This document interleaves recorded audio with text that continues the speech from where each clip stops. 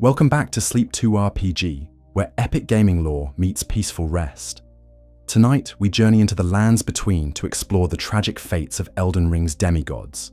Over the next few hours, we'll uncover the sorrowful destinies of Queen Marika's children, from the Golden Prince who became death itself to the Empyrean twins cursed from birth. So get comfortable, close your eyes, and let's begin this melancholic adventure together. In the shadow of the great Erd tree, where golden light once promised eternal order, stands a family broken by curses, ambition, and the weight of divine blood. These are the demigods, children and descendants of Queen Marika the Eternal, each bearing within them both the blessing and burden of their godly heritage. Their stories are not tales of triumph, but chronicles of suffering, sacrifice, and the inexorable march toward doom that seems to follow all who dare reach for divinity. To understand the tragedy of the demigods, we must first comprehend what it means to be born of divine blood in the lands between. These beings, blessed with power beyond mortal ken, were also cursed with fates that no amount of strength could alter. From the moment of their births, they were pawns in cosmic games played by forces far greater than themselves, destined to either ascend to godhood or fall as sacrifices upon the altar of ambition. The demigods exist in three primary lineages, each marked by its own particular brand of sorrow. First, the Golden lineage, born of Queen Marika and her first consort, Godfrey I Elden Lord. These children bore the pure gold of the Erd tree in their veins. Yet even this blessing became a curse when the golden order they represented began to crumble. Second, the Carrion bloodline, born of the union between Radagon and Renala, Queen of the Full Moon. These children straddled two worlds, caught between the cosmic order of the stars and the earthly dominion of gold. And finally, the twin prodigies, born of Marika and Radagon's union, who despite their incredible potential, or perhaps because of it, suffered the most terrible curses of all. Each lineage tells a different story of how divine blood can become both gift and poison, how the very qualities that make one special can also ensure their destruction. The Golden lineage would know the pain of being cast aside when their purpose was fulfilled. The Carrion children would face the agony of divided loyalties and the corruption of their noble ideals. And the twins would bear curses so profound that they would spend their entire existence fighting against their own nature. The tragedy begins with understanding that these demigods, despite their power, were never truly free. From birth, they were bound by the expectations of their divine mother, by the machinations of outer gods, and by the inexorable weight of destiny itself. Queen Marika's own words echo through eternity like a death sentence. "Hear me, demigods, my children beloved. Make of thyselves that which ye desire, be it a lord, be it a god. But should ye fail to become aught at all, ye will be forsaken." This maternal decree was not encouragement, but ultimatum. It set her children upon a path where only perfection would suffice, where any failure to achieve the impossible would result in abandonment and destruction. It was a command that would drive some to madness, others to desperate measures, and all of them toward the very fates they sought to avoid. The Golden lineage stands as perhaps the most tragic of all the demigod bloodlines, for they began with such promise only to meet the most catastrophic ends. At the head of this lineage stands Godwyn the Golden, the firstborn son of Queen Marika and Godfrey. Godwyn was everything a divine prince should be: noble, brave, beloved by his subjects, and possessed of a power that could bend even the mightiest dragons to his will. He was the golden child in every sense, unmarked by curse or corruption, a being of such purity that even his enemies respected him. Godwyn's early life reads like a heroic legend. When the ancient dragons, led by the mighty Gransax, assaulted the capital of Leyndell and breached its supposedly impregnable walls, it was Godwyn who led the defense. The young prince faced down Fortisax, one of the most powerful ancient dragons, in single combat. But rather than simply defeating his foe, Godwyn did something remarkable. He befriended the great dragon. This act of compassion and strength not only ended the dragon war, but established the ancient dragon cult within Leyndell, allowing knights to learn the power of lightning itself. This friendship between prince and dragon would prove prophetic, for it demonstrated Godwyn's greatest strength, his ability to transform enemies into allies, to find peace where others saw only conflict. He was beloved not just by his human subjects, but by creatures that had been mortal enemies of his kind. In him, the Golden Order found its perfect representative, a being who could embody the best aspects of divine rule without falling into the typical traps of pride and tyranny. Yet it was precisely this perfection that made Godwyn's fate so devastating. On a night of wintry fog, when shadows moved with purpose and death itself stirred from its ancient slumber, the Golden Prince would become the first casualty in a war he never chose to fight. The Night of Black Knives was orchestrated by his own stepsister, Ranni the Witch, who sought to free herself from the chains of destiny by stealing a fragment of the Rune of Death from Malekith, the Black Blade. Ranni's plan was as clever as it was cruel. She understood that to escape her own fate as an Empyrean bound to serve the greater will, she needed to die in body while preserving her soul. But the cosmic balance demanded a price. If she were to die in flesh, someone else must die in spirit. She chose Godwyn, perhaps because he was the most beloved, perhaps because his death would cause the greatest upheaval, or perhaps simply because fate demanded that the purest soul should pay the highest price. The Black Knife assassins, all of them new men like Queen Marika herself, crept into the capital and found Godwyn in the depths of the royal palace. Their blades, imbued with the power of destined death, carved half of the curse mark of death into his back, while Ranni simultaneously carved the other half into her own body. In that moment, both died and both lived, but in the worst possible way.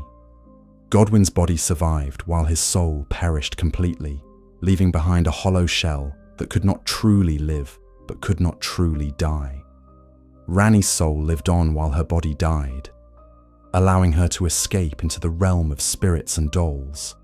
The curse mark of death, meant to be a complete circle representing true death, was instead split into 2 crescent moons, creating a perversion of the natural order that would haunt the lands between for ages to come.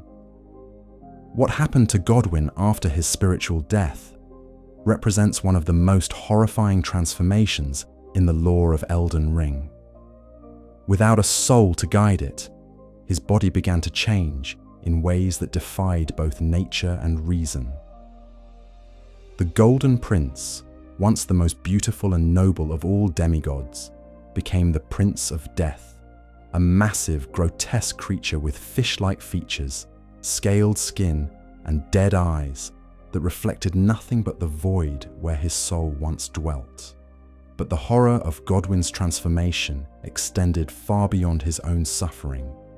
When his body was given the honor of Erdtree burial and laid to rest among the roots of the great tree itself, the corruption of his deathless state began to spread.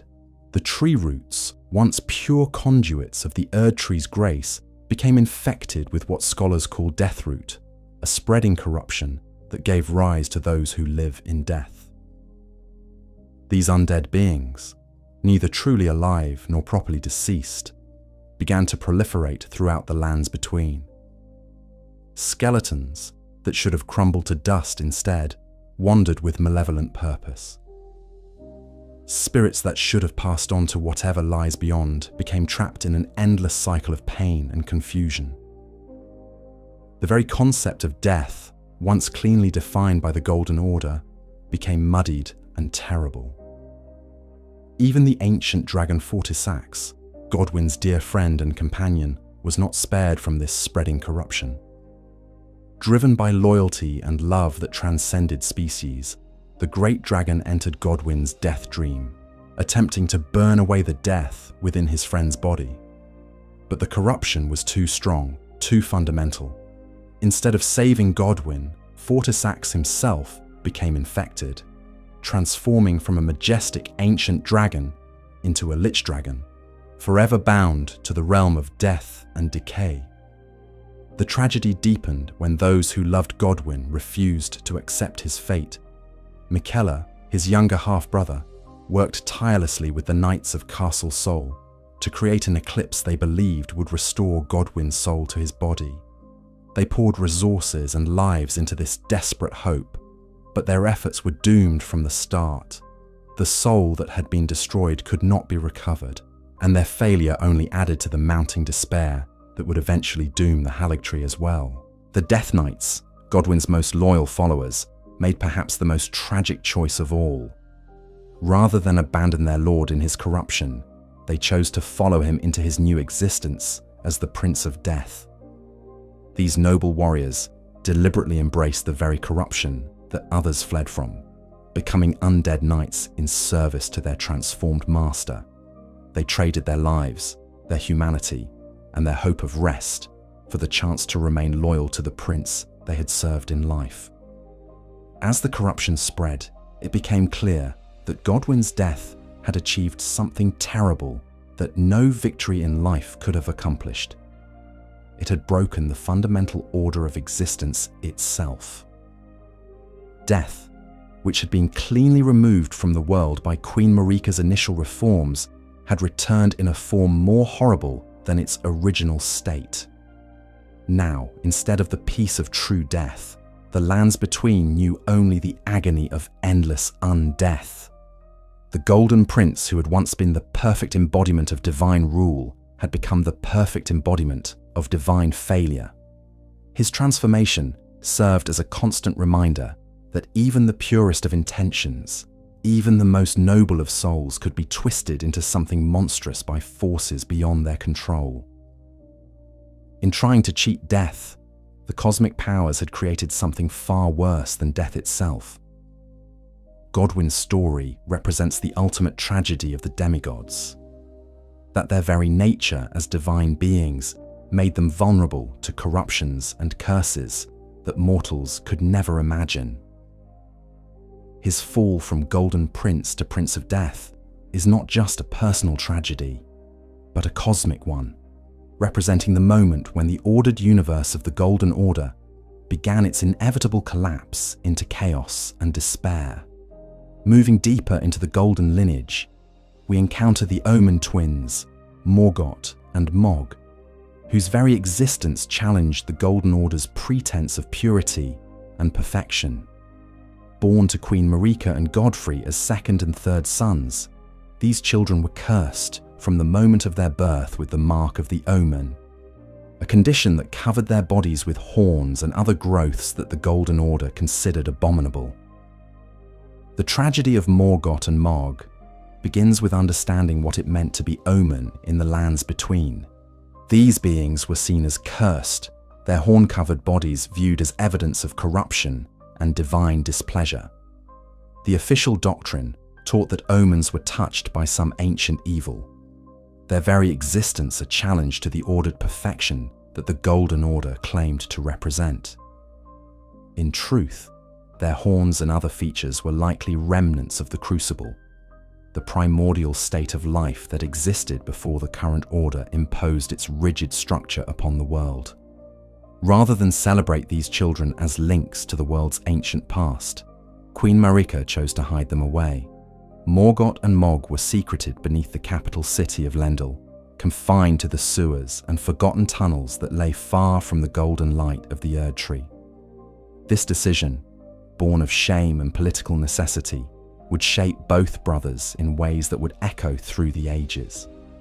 The psychological impact of this abandonment cannot be overstated. These were not merely cast-aside nobles, but the direct sons of a goddess and an Elden Lord, beings whose blood should have guaranteed them places of honor and respect. Instead, they grew up in darkness, surrounded by filth and shadow, knowing that their own mother considered them too shameful to acknowledge publicly. Yet even in their abandonment, the two brothers chose radically different paths, each representing a different response to the trauma of rejection. Morgott, despite every reason to hate the Golden Order that had cast him aside, became its most devoted defender. In a twisted display of Stockholm Syndrome, he internalized the very prejudices that had been used to justify his exile, believing that his curse made him unworthy of love or acceptance, but that this unworthiness should drive him to serve rather than rebel. Mog, conversely, embraced the darkness that had been forced upon him. If the Golden Order would not accept him, then he would find other gods to serve, other forms of power to pursue. His path led him to the Formless Mother, an outer god associated with blood and formless life, whose gifts came with their own terrible prices. Morgott's story is perhaps the more heartbreaking of the two because of its fundamental irony. Here was a being who, despite facing rejection and abandonment from the very institution he served, became its most stalwart defender. When the shattering occurred and various demigods began fighting over the fragments of the Elden Ring, it was Morgott who emerged from the sewers to defend the capital and the Erd Tree itself. He did not do this for personal gain or recognition. Morgott never claimed the throne for himself, never demanded acknowledgement of his royal blood.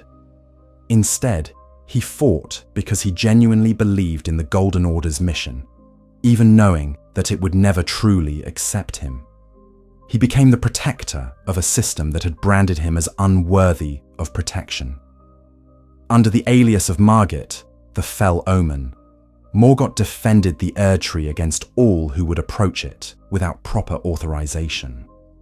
He faced down other demigods, including his own siblings, viewing their attempts to claim the throne as acts of treachery against the proper order. In his mind, he was the sole remaining guardian of legitimacy in a world gone mad with ambition. The cruelest aspect of Morgott's devotion was that it was built upon a foundation of self-hatred. He believed himself to be cursed and unworthy, accepting the Golden Order's judgment of his nature even as he fought to preserve it. This internalized shame manifested in his inability to see his own worth, his refusal to claim the recognition he had earned through his service, and his treatment of other cursed beings with the same harsh judgment that had been applied to him. When the Tarnished finally faces Morgott in his throne room, the king's dying words reveal the depth of his tragic self-deception. Even in death, he cannot bring himself to curse the order that had rejected him, instead lamenting that he was not worthy to be its true guardian. His loyalty remained absolute even as his life ebbed away, a testament to the psychological damage inflicted by a lifetime of conditional love and systematic devaluation. Mog's path, while more obviously destructive, represents an equally tragic response to the same fundamental rejection. Where Morgott internalized the Golden Order's judgment and sought to prove his worth through service, Mog externalized his pain and sought to build something new from the ruins of his shattered self-worth. His alliance with the Formless Mother provided him with the power and purpose that the Golden Order had denied him, but it came at a cost that would ultimately consume not just him, but innocent others as well. The blood magic he learned allowed him to create his own realm beneath the earth, a twisted reflection of the golden capital that had rejected him. In his Mohgwyn palace, Omen and other outcasts could find a place of belonging, but only under the dominion of a being whose own trauma had made him incapable of healthy relationships. The most disturbing aspect of Mog's story involves his obsession with his half-brother Miquella. Perhaps seeing in the eternally youthful Empyrean a chance to claim the divine acceptance that had always been denied to him, Mog kidnapped the slumbering Miquella and attempted to transform him into a god through repeated blood rituals. This grotesque courtship, conducted upon an unconscious victim, represents the ultimate corruption of Mog's capacity for love and connection.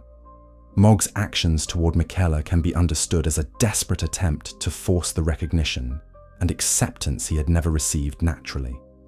By making Miquella into a god and positioning himself as that god's consort, he hoped to finally achieve the status and acknowledgement that his royal blood should have granted him from birth. Yet this plan was doomed from the start, built as it was upon violence, violation, and the fundamental misunderstanding that forced love could ever be real or satisfying. The blood dynasty that Mog created in the depths of his underground realm became a mirror of his own psychological state. A place where power was exercised through pain, where loyalty was maintained through fear, and where the wounds of the past were perpetually reopened rather than allowed to heal. His followers, drawn from among society's outcasts and rejects, found in him a leader who understood their pain, but who could offer them only more pain in return. The ultimate tragedy of both Omen twins lies in the waste of their potential. Morgott possessed the strength and wisdom to rule justly, as evidenced by his successful defense of Leyndell and his ability to see through the pretensions of other claimants to the throne. Mog demonstrated incredible magical aptitude and organizational skills in creating his underground dynasty. Either brother could have been a force for positive change in the lands between, but the Golden Order's rejection had so thoroughly warped their self-perception that they could only exist in relation to the system that had hurt them. Their stories serve as a damning indictment of the Golden Order's claims to righteousness and perfection. A truly just system would have found ways to accommodate and celebrate the diversity represented by Omen children, recognizing their unique gifts rather than simply casting them aside.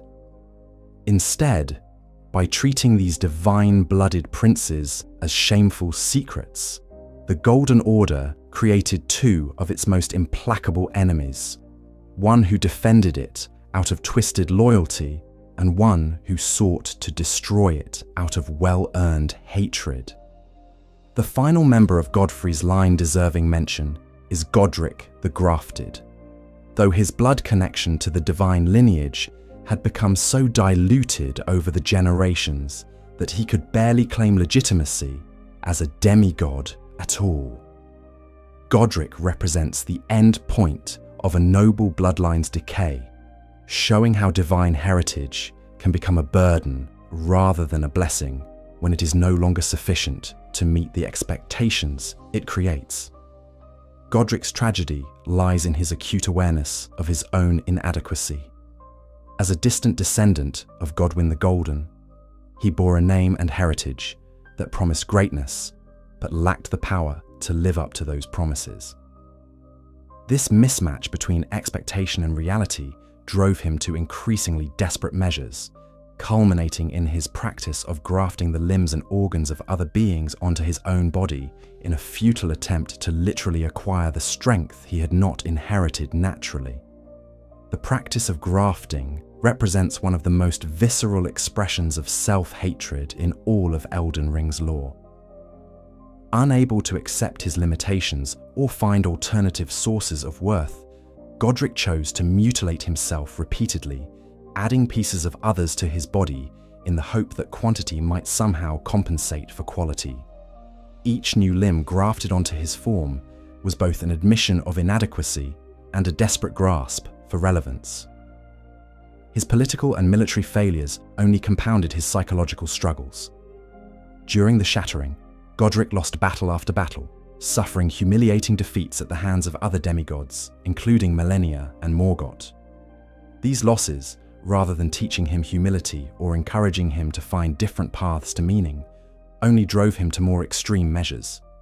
He began grafting not just willing volunteers, but unwilling victims, turning his court into a charnel house of surgical horror. The grotesque irony of Godric's situation was that his very attempts to gain strength made him weaker. Each new graft required energy to maintain, created new vulnerabilities, and further removed him from any coherent sense of self. He became a living patchwork, a creature defined not by what he was, but by what he had taken from others. In trying to become everything, he became nothing. When the Tarnished finally faces Godric in his castle, they encounter not a mighty demigod, but a pathetic creature so desperate for validation that he resorts to grafting a dragon head onto his own arm in the middle of their battle. This final act of self-mutilation, performed in full view of his enemy, represents the complete breakdown of whatever dignity or self-respect he might once have possessed.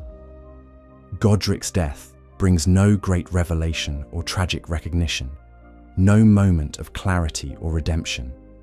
He simply dies as he lived, grasping desperately for power that was never meant for him, unable to understand that his true tragedy lay not in his weakness, but in his inability to accept and work within his limitations. His story serves as a cautionary tale about the dangers of measuring one's worth entirely in comparison to the achievements of one's ancestors. The Carian bloodline presents a different but equally tragic set of stories, born from the union of Radagon and Queen Renala. These children found themselves caught between two worlds, the mystical realm of lunar sorcery and cosmic observation that their mother represented, and the golden order of earthly dominion that their father served. This divided heritage would prove to be both a source of great power and the foundation of great suffering for all three of Renala's children. Ranni the Witch, the eldest and perhaps most complex of the Carian children, represents the demigod who chose to reject divinity itself rather than accept the constraints it imposed. Born as Lunar Princess Ranni, she was marked as an Empyrean, one of the few beings capable of succeeding Queen Marika as a vessel for the Elden Ring and the god it contained. Yet rather than seeing this as a blessing, Ranni understood it as a sentence to eternal servitude to cosmic forces beyond her control. The tragedy of Ranni's situation was that her very potential for greatness made her a prisoner. As an Empyrean, she was constantly watched by her two fingers, celestial entities that served as intermediaries for the greater will. Every aspect of her future was planned, her role in the cosmic order predetermined. She was to be a vessel, a conduit for divine will rather than an individual with her own desires and aspirations. This realization drove Ranni to orchestrate perhaps the most complex and far-reaching act of rebellion in the history of the Lands Between, the Night of Black Knives. Her plan required not just the death of her own physical body, but the sacrifice of an innocent soul, her stepbrother, Godwyn. The moral weight of this decision cannot be understated. Ranni chose to murder a beloved family member to secure her own freedom.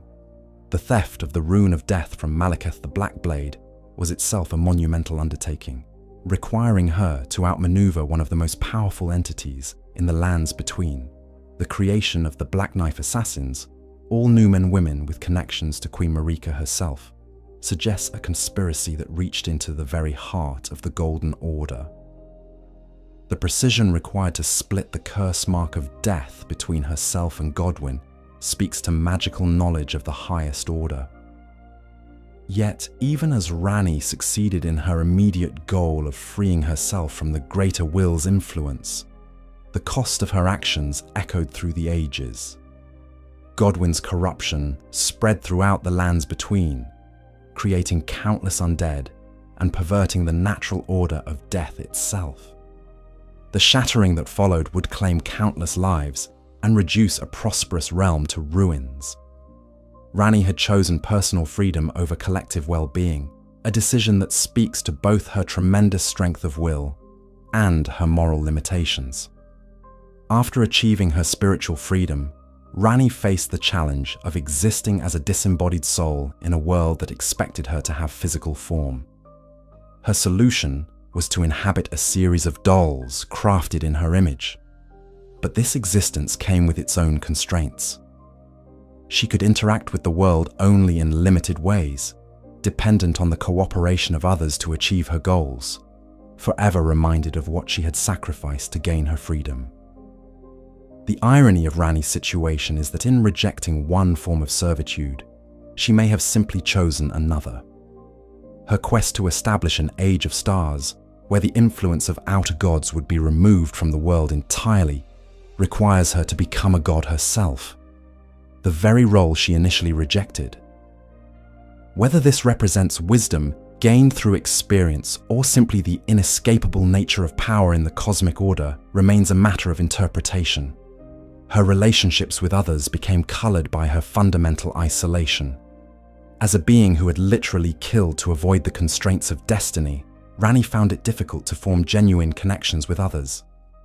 Her interactions with the Tarnished, while ultimately beneficial to both parties, are marked by manipulation and careful calculation rather than spontaneous trust or affection.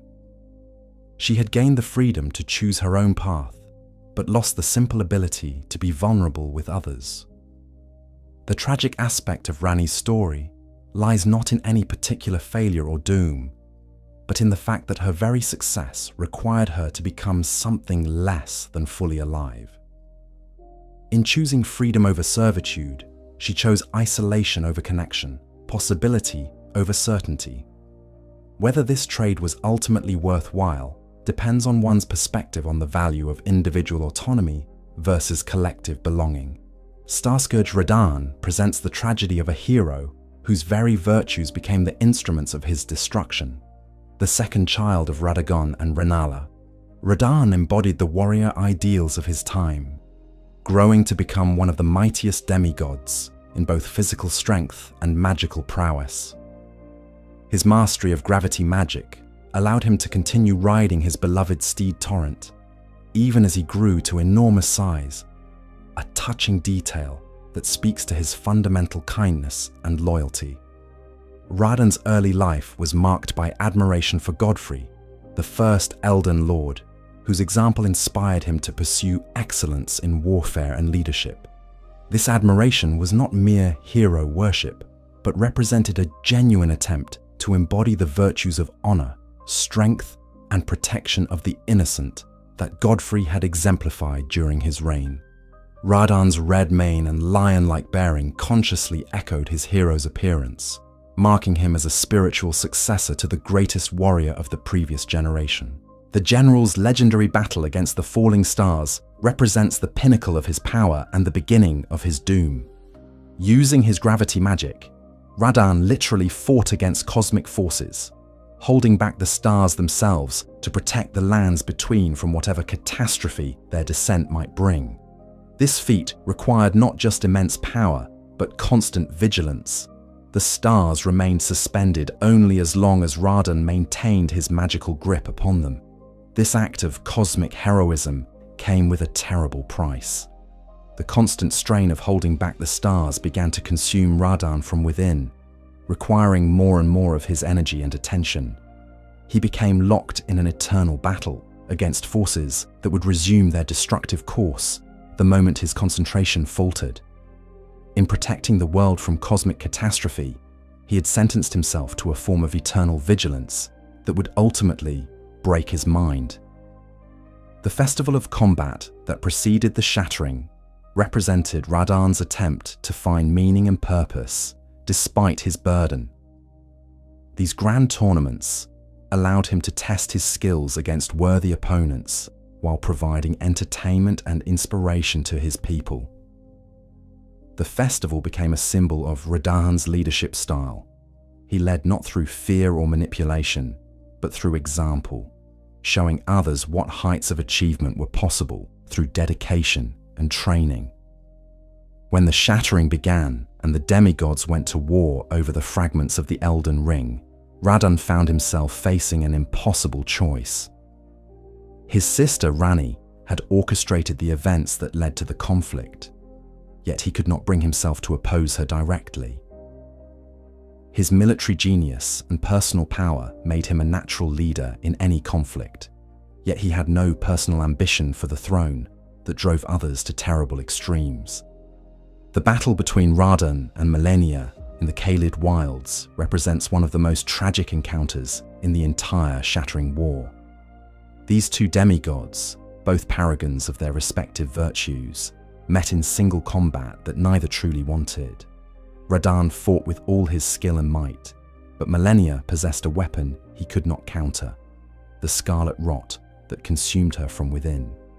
When Malenia unleashed the first bloom of her scarlet rot, transforming the entire region of Caelid into a corrupted wasteland, she did not do so out of malice, but out of desperation. The rot that plagued her body had been held in check through sheer force of will, but the strain of her battle with Radahn finally overwhelmed her defenses.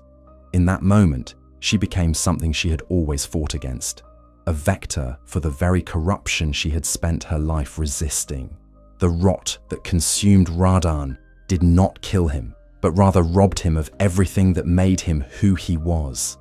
His mighty intellect, capable of calculating the movements of celestial bodies and coordinating massive armies, crumbled under the influence of the cosmic plague. His memories of love and duty faded, leaving behind only base instincts and endless hunger.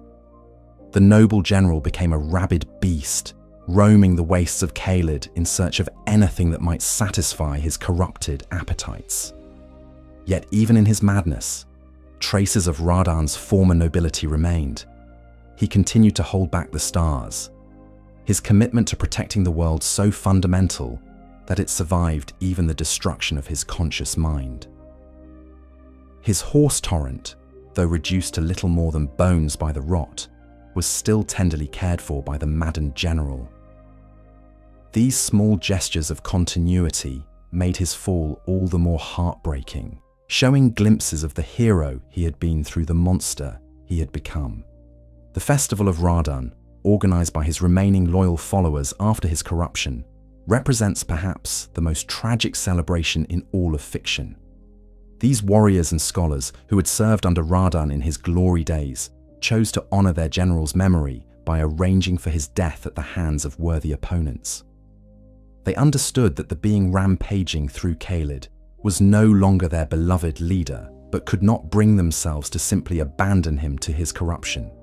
When mighty warriors gather to participate in the festival, they do so not out of bloodlust or desire for glory, but out of respect for what Radahn had been and compassion for what he had become.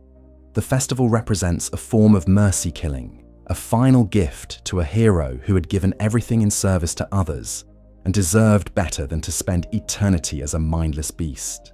The irony of Radahn's fate is that his very virtues, his strength, his dedication, his refusal to abandon his responsibilities even when they consumed him, made his fall inevitable.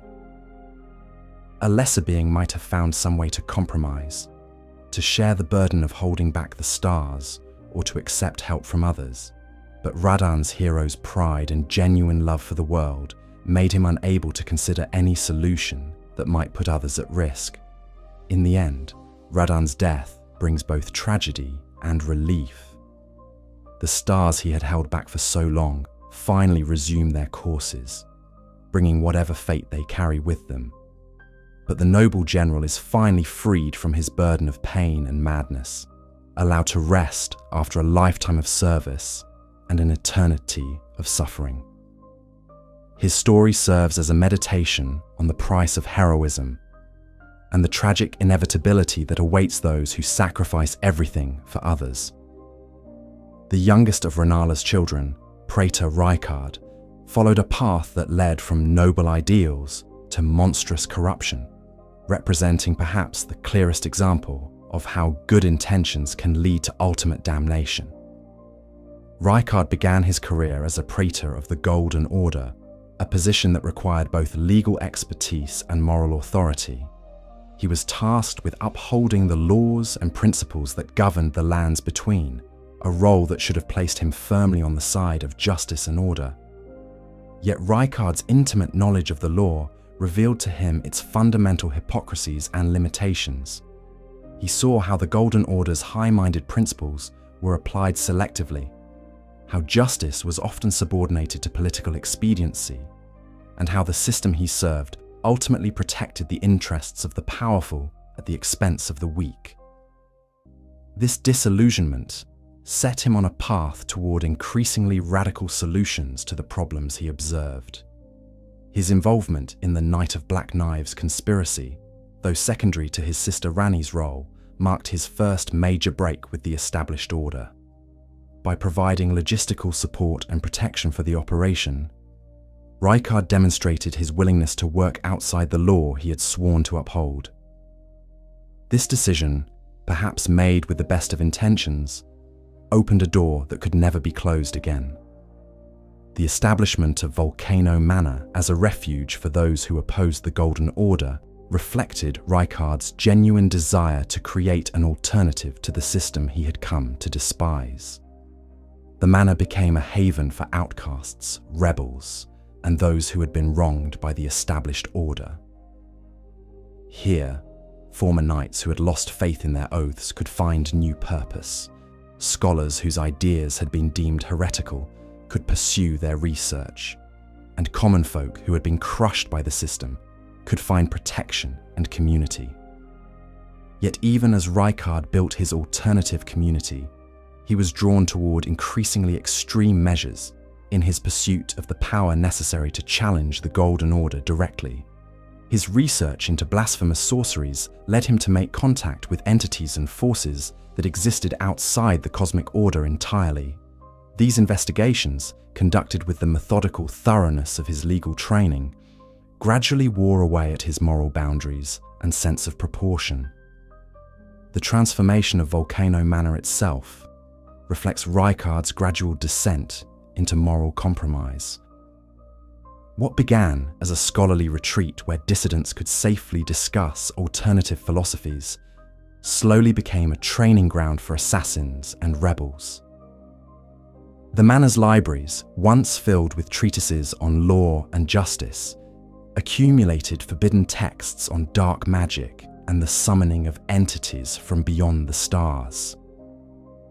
Rykard's followers during this period included some of the most brilliant and disillusioned minds of their generation, knights who had witnessed the Golden Order's hypocrisy firsthand, scholars whose research had been suppressed for challenging orthodox doctrine, and common folk who had suffered under the weight of unjust laws, all found sanctuary within his halls.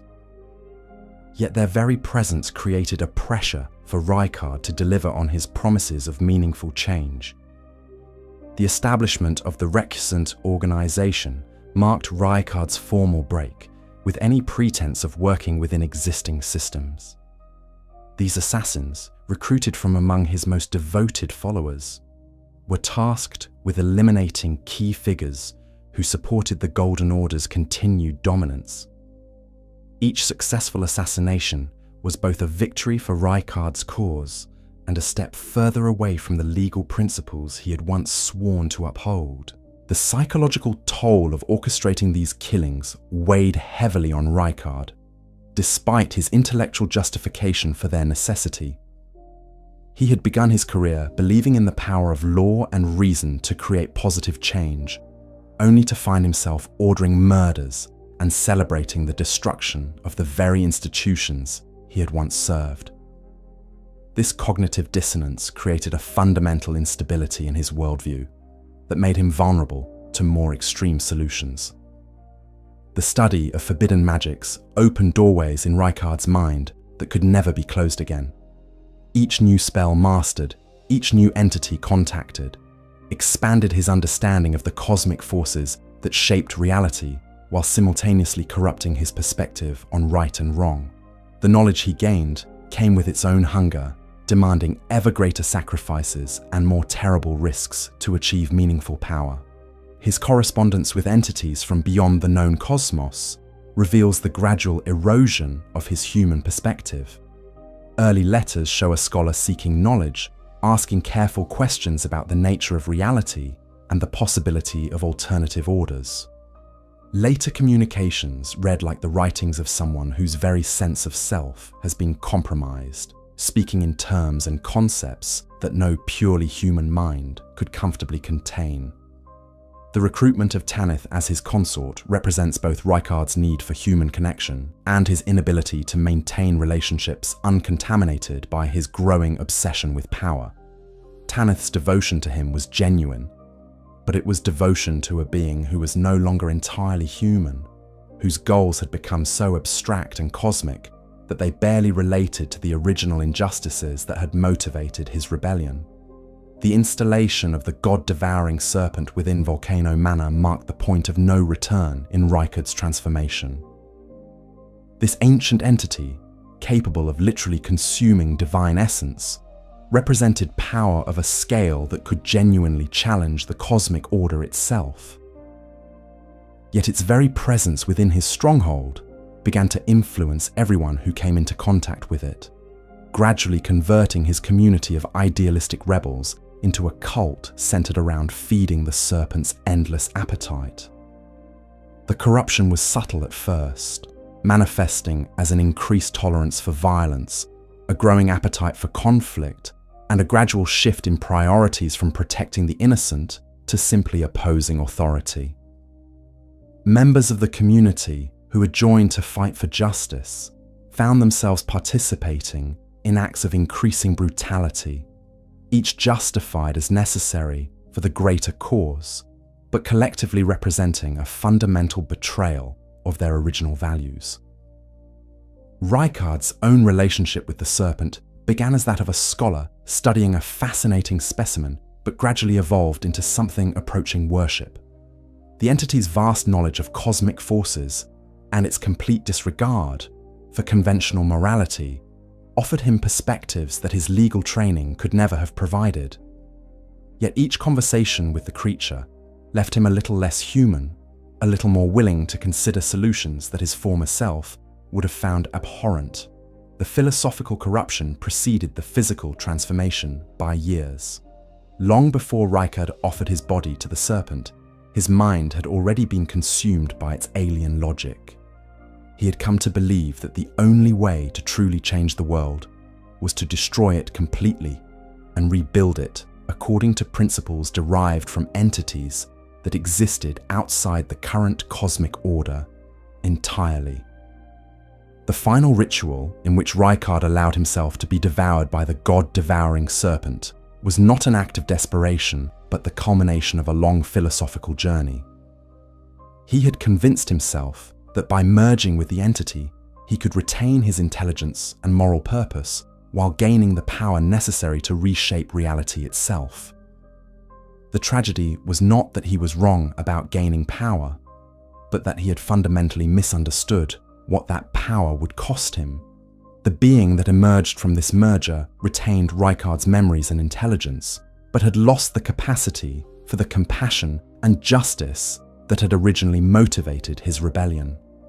The god-devouring serpent's influence was not limited to granting power. It fundamentally altered the priorities and perspectives of anything that merged with it. Rykard's noble goals of creating a more just world were replaced by the serpent's simple desire to consume everything that existed. The physical transformation was horrifying in its completeness. Rykard's human form was not simply destroyed, but integrated into the serpent's massive body, creating a chimeric being that was neither fully human nor fully serpent. His face, still recognizable but twisted into something alien and terrible, emerged from the creature's neck like a grotesque ornament, retaining the power of speech, but using it only to express the serpent's hunger for destruction. The effect on his followers was immediate and devastating. Those who had joined his cause out of genuine idealism were horrified by what their leader had become, while those whose own moral boundaries had been eroded by years of increasingly extreme actions embraced the transformation as the logical conclusion of their rebellion. The community split between those who fled in terror and those who chose to serve the monstrous being their leader had become. Tanith's response to Rykard's transformation reveals the depth of psychological manipulation that the serpent's influence had achieved. Rather than being repulsed by what her consort had become, she embraced it as the fulfillment of his destiny, organizing the remaining members of Volcano Manor around the goal of feeding the serpent god and expanding its influence. Her devotion, once directed toward a man with noble goals, became redirected toward a monster whose only purpose was consumption.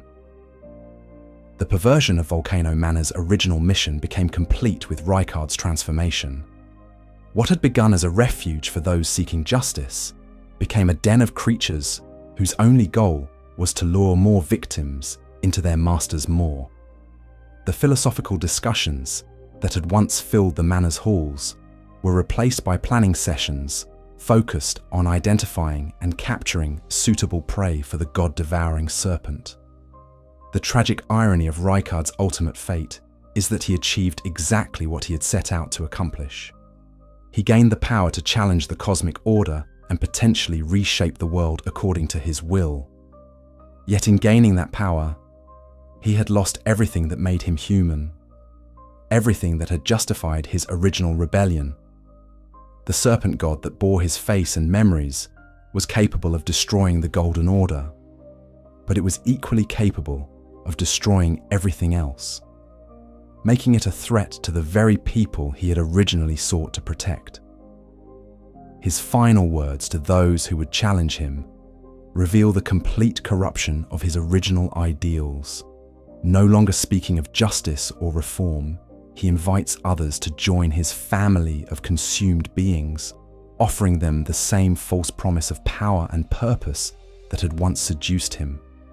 The idealistic praetor who had once sought to create a better world had become a recruiter for cosmic horror, using his intelligence not to build, but only to destroy. The legacy of Rykard's transformation extends beyond his personal tragedy to encompass everyone who had believed in his cause. The knights and scholars who had followed him, believing they were working toward a more just world, found themselves either dead, fled, or corrupted into servants of a cosmic horror. Their idealism had been weaponized against them, turned into a tool for their own destruction. The ultimate lesson of Rykard's story is not simply that power corrupts, but that certain forms of power are inherently corrupting, changing not just behavior but fundamental nature.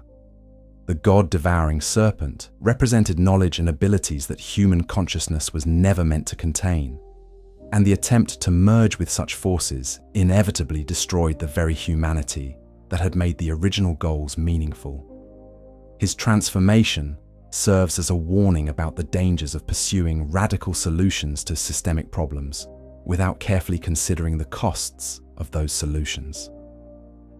Rykard's analysis of the Golden Order's flaws was largely correct, and his desire to create alternatives was admirable. But his willingness to embrace any means necessary to achieve his ends ultimately made him a greater threat than the system he had sought to replace. The empty halls of Volcano Manor, now populated by nightmarish creatures devoted to feeding their serpentine master, stand as a monument to the corruption of noble ideals. The books on law and justice that once filled its libraries have been replaced by blasphemous texts on consumption and destruction. The community of idealistic rebels has become a cult of cosmic horror.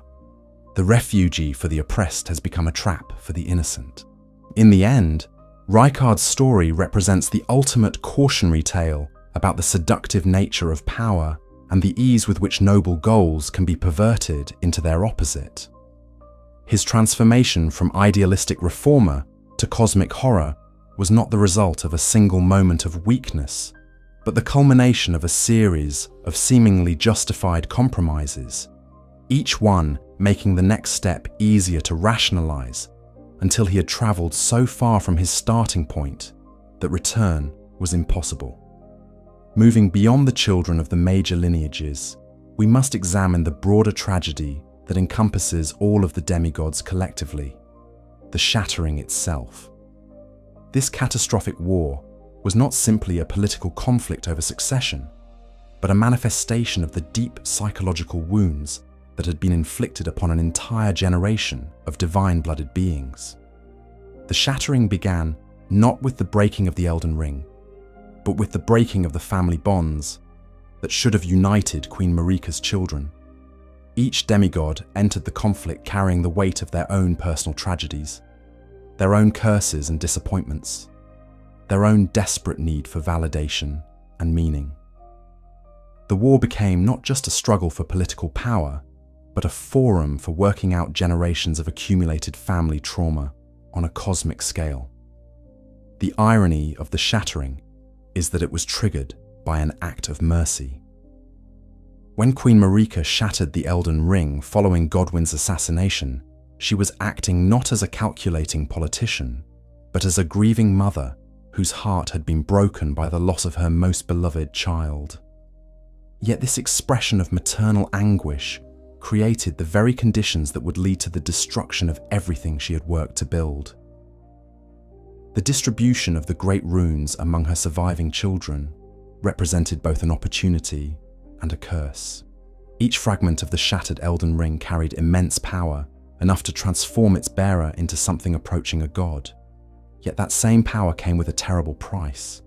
It amplified every existing flaw and obsession in its wielder, turning personal struggles into cosmic catastrophes.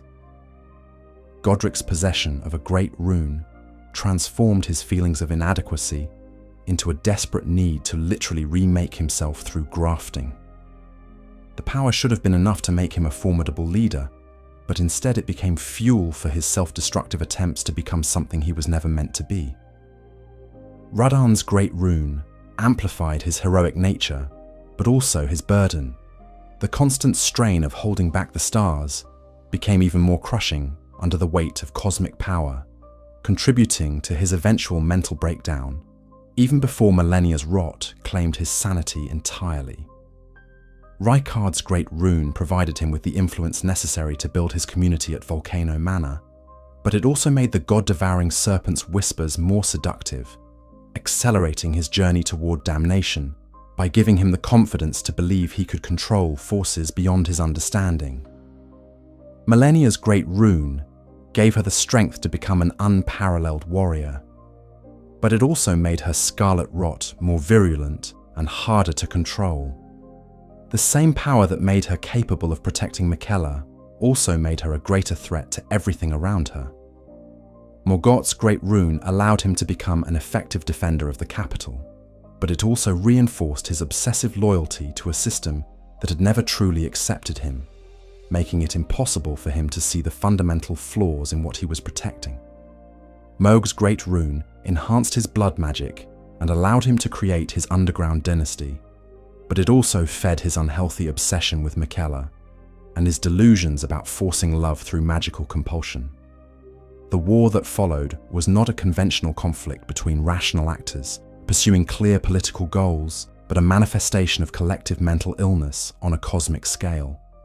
Each demigod fought not just for the throne, but for validation of their own worth, for proof that their suffering had meaning, for the chance to reshape the world according to their own traumatized understanding of what order should look like. The battles of the Shattering were marked by a level of brutality and destruction that went far beyond what would have been necessary for mere political victory. Entire regions were laid waste, not because they held strategic value, but because the demigods' psychological wounds demanded total destruction of anything that reminded them of their pain. The transformation of Caelid during the battle between Malenia and Raiden exemplifies this dynamic. Both combatants possessed the power to end their conflict through less destructive means, but their personal obsessions, Malenia's devotion to Miquella, Radahn's heroic pride, drove them to extremes that devastated an entire region and its innocent inhabitants. The siege of Lendel saw brother fighting brother, with Morgott defending the capital against his own siblings, not out of personal animosity, but out of his pathological need to prove his worth to a system that had never valued him. The sight of the Omen King standing alone against multiple demigod armies speaks to both his incredible dedication and his tragic inability to see that his loyalty was misplaced. The involvement of external forces in the conflict, the various knights, soldiers and scholars who aligned themselves with different demigods, created a cascade of suffering that extended far beyond the divine family itself. Mortal beings found themselves caught up in conflicts they could barely understand, fighting wars over cosmic principles that had little bearing on their daily lives. The Cleanroot Knights who served Malenia demonstrated incredible loyalty to their mistress, willingly accepting infection with her scarlet rot rather than abandon her cause. Their sacrifice was noble, but it also represented the way that the demigods' personal struggles consumed everyone around them, turning devoted followers into victims of the very leaders they sought to serve. The Cuckoo Knights, who remained loyal to Rennala after Radagon's abandonment, found themselves defending a queen whose mind had been shattered by grief, fighting for a cause that no longer had any clear meaning or purpose. Their continued service speaks to admirable loyalty, but also to the tragic waste of dedication applied to hopeless causes. The various lesser nobles and regional leaders who chose sides in the conflict often did so based on incomplete information or personal relationships, rather than any clear understanding of what victory would actually mean. The war became a consuming force that drew in anyone with power or influence, regardless of their personal connection to the original grievances. The economic and social devastation caused by the prolonged conflict created secondary waves of suffering that may have exceeded even the direct casualties of battle. Trade networks collapsed, leaving entire communities without access to essential goods. Agricultural regions were abandoned as farmers fled the fighting, leading to widespread famine. The infrastructure of civilization itself began to crumble under the weight of endless war. The psychological impact on the surviving population was equally devastating. Generations grew up knowing only war, with no memory of the peace and prosperity that had once characterized the lands between under-unified rule.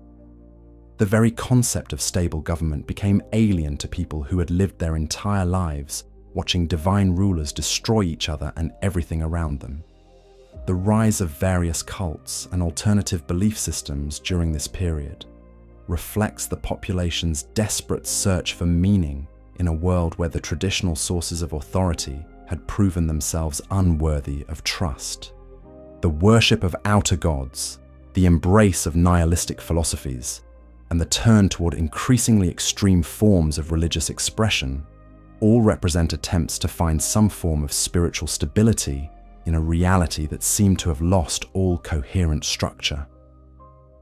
The emergence of those who live in death as a significant presence throughout the lands between during this period was not coincidental.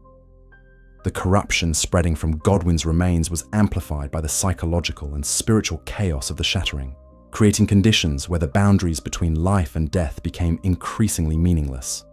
The various attempts by different factions to end the conflict through negotiation or compromise all failed because the demigods' personal traumas made genuine reconciliation impossible. Each side demanded not just political victory but psychological validation, recognition that their suffering had been justified and their cause righteous. Since these needs were fundamentally incompatible, no diplomatic solution could address the underlying issues driving the conflict. The involvement of outside forces, the various outer gods, the greater will's withdrawal of support, the machinations of entities like the Formless Mother, transformed what had begun as a family dispute into a cosmic conflict with implications far beyond the lands between itself. The demigods became proxies in struggles between forces they barely understood, their personal pain weaponized by entities whose goals had nothing to do with their well-being. The gradual exhaustion of all sides in the conflict created a stalemate that was perhaps worse than outright victory by any single faction would have been. The lands between became a realm where war was constant but inconclusive, where suffering continued indefinitely without the possibility of resolution through victory or defeat. The arrival of the Tarnished represents not a natural evolution of the conflict, but an external intervention by forces that had grown tired of the stalemate. The Greater Will's decision to recall the exiled Tarnished and task them with claiming the Elden Ring was essentially an admission that the demigods had proven themselves incapable of resolving their differences through their own efforts. Yet even this intervention carries its own tragic implications. The Tarnished's quest requires them to kill or defeat the very demigods whose suffering had created the crisis in the first place. Victory for the Tarnished means the final destruction of Queen Marika's family, the complete failure of her experiment in creating divine rulers capable of maintaining cosmic order. The various endings available to the tarnished player represent different philosophical approaches to resolving the crisis, but none of them can truly undo the damage that has been done. Whether the player chooses to restore the old order, create a new one, or abandon the concept of cosmic governance entirely, the fundamental tragedy remains.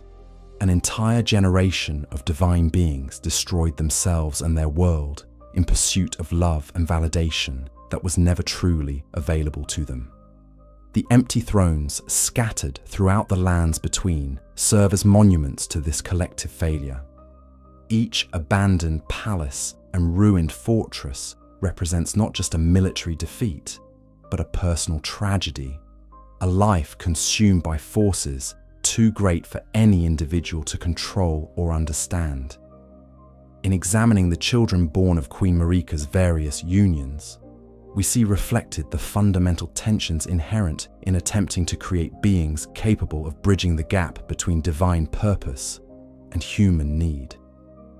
Each lineage represents a different approach to this impossible task, and each demonstrates the ways in which divine blood can become a curse rather than a blessing. The Golden lineage, born of Marika's union with Godfrey, was intended to embody the pure ideal of divine rule.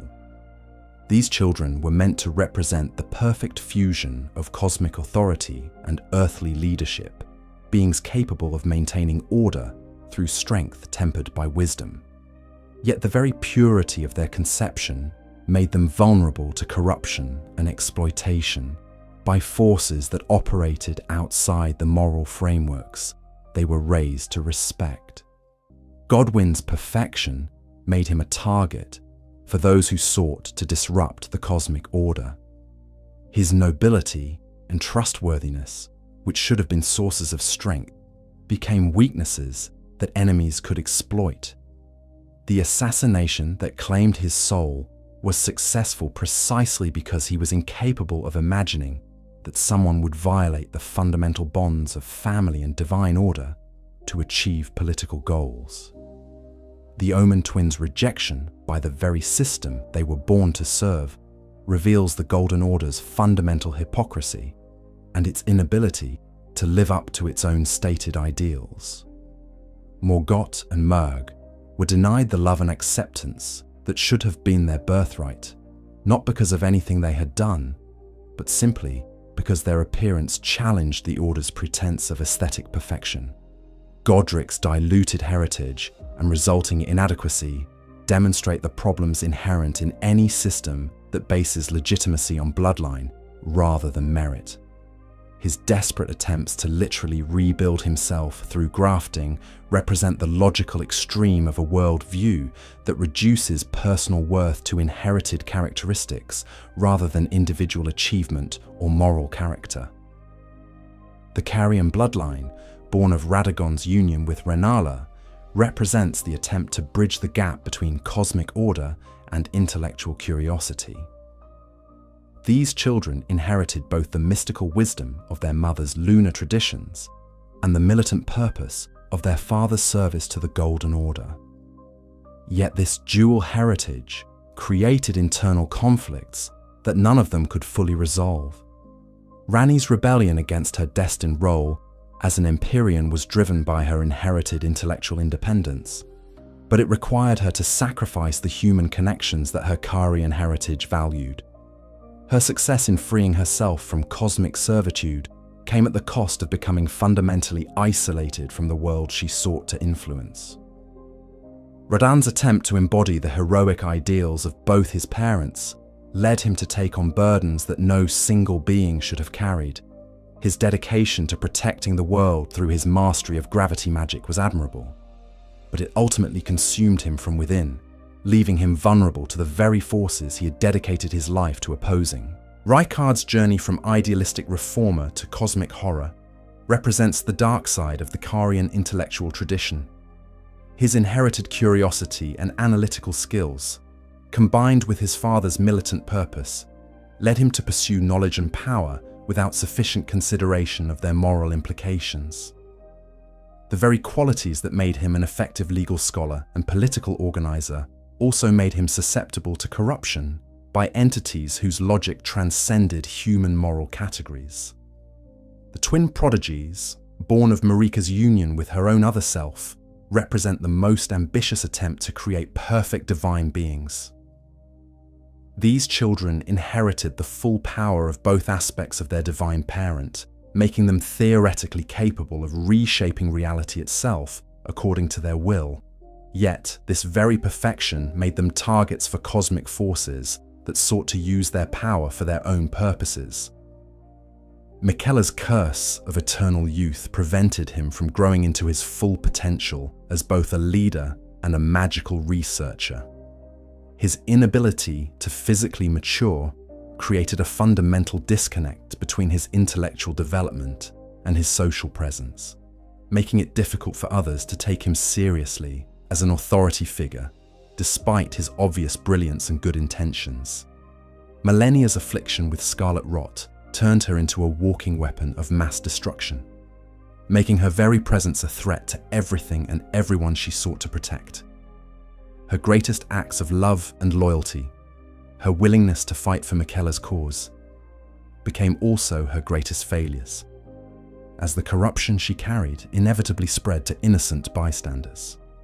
The psychological pressure created by being born as twins with complementary curses created a codependent relationship that, while touching in its devotion, also limited both children's ability to develop as independent individuals. Each defined themselves primarily in relation to the other, making it impossible for either to find complete fulfillment or self-acceptance. Mesmer's exile to the Land of Shadow represents the ultimate expression of Queen Marika's willingness to sacrifice her children's well-being for political necessity. His curse, while different from those afflicting the other children, was equally limiting in its effects on his ability to live a normal life or form healthy relationships.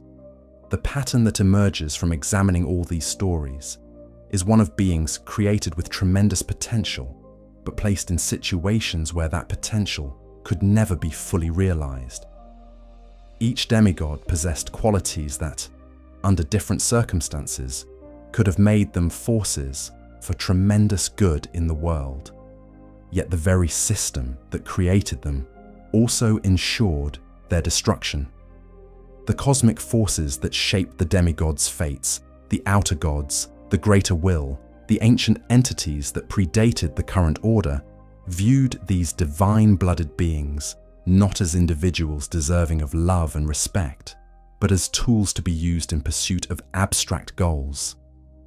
The personal happiness and well-being of the demigods was never a consideration in the cosmic calculus that determined their roles and limitations. Queen Marika's own transformation from a mortal woman into a divine vessel represents the original tragedy that shaped all subsequent events. Her loss of individual identity and human perspective, while granting her cosmic power, also made her incapable of the genuine maternal love that her children desperately needed. Her relationships with her offspring became transactional rather than emotional, focused on their utility rather than their welfare. The Greater Will's decision to withdraw support from the demigods when they failed to meet its expectations reveals the fundamentally exploitative nature of divine authority in the lands between. The cosmic order was never designed to serve the needs of the beings it claimed to govern, but rather to use them as instruments for maintaining stability and control. The various outer gods that influence different demigods, the god of scarlet rot, the formless mother, the frenzied flame, represent alternative forms of cosmic authority that were equally exploitative in their own ways.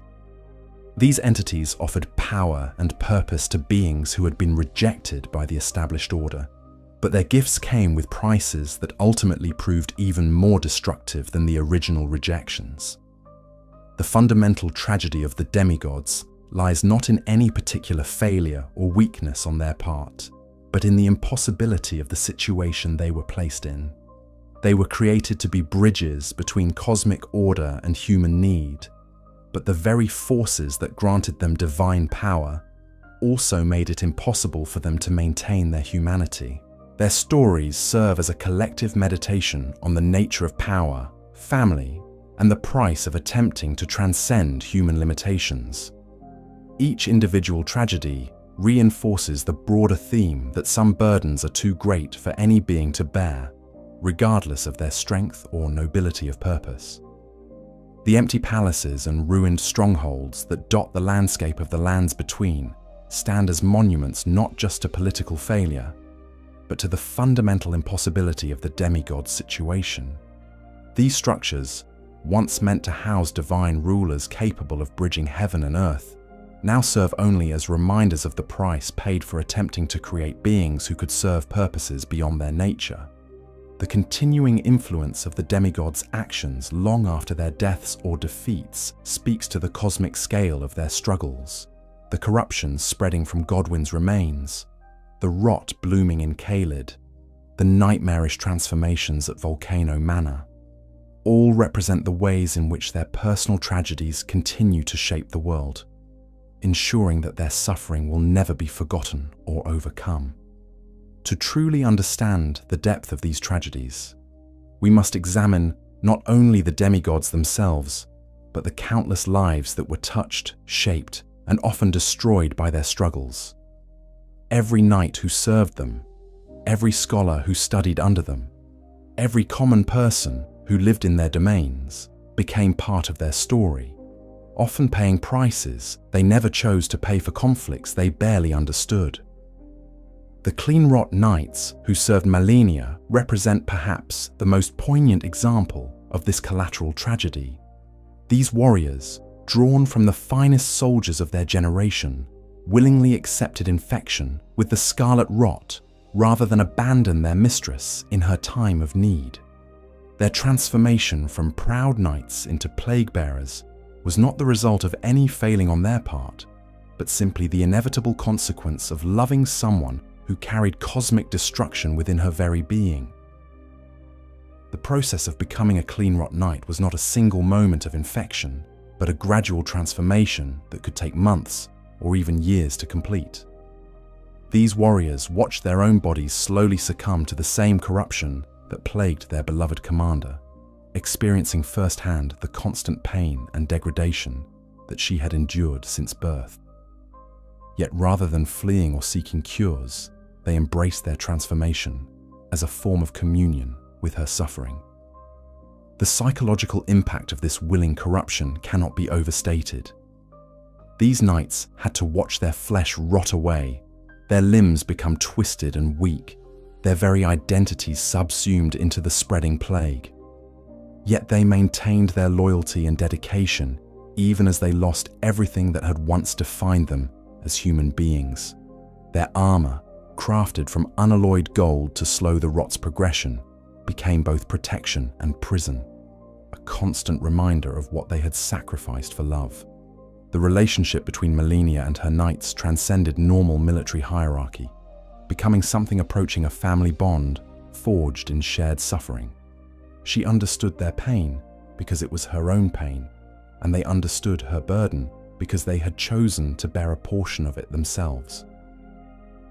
This mutual understanding created a loyalty that went far beyond duty or honor, becoming something closer to religious devotion. When Malenia fell into her coma after the battle with Radan, the clean-rot knights faced an impossible choice. Their mistress lay unconscious, possibly dying, while the rot within their own bodies continued its relentless progression. They could have fled, seeking treatment for themselves, or simply trying to live out their remaining days in whatever comfort they could find. Instead, they chose to remain, maintaining vigil over her sleeping form, while their own conditions deteriorated. The sight of these once proud warriors, reduced to shambling figures whose bodies barely functioned, still maintaining perfect formation around their commander's resting place, represents one of the most heartbreaking images in all of gaming. Their dedication had become both beautiful and horrible, a testament to the power of love and the tragedy of circumstances that made such love destructive.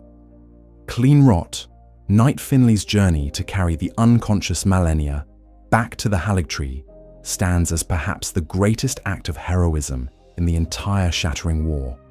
Alone, infected with rot, carrying a burden nearly as heavy as herself, she traversed the dangerous wastes of Caelid, while fighting off constant attacks from the creatures that now populated the corrupted landscape. Her success in this seemingly impossible task speaks to the superhuman dedication that love could inspire even in a dying body. Yet even Finley's triumph carried its own tragedy. She delivered her mistress safely to the Haligtree, only to discover that the very brother Malenia had fought to protect was gone, kidnapped while she had been away proving her devotion.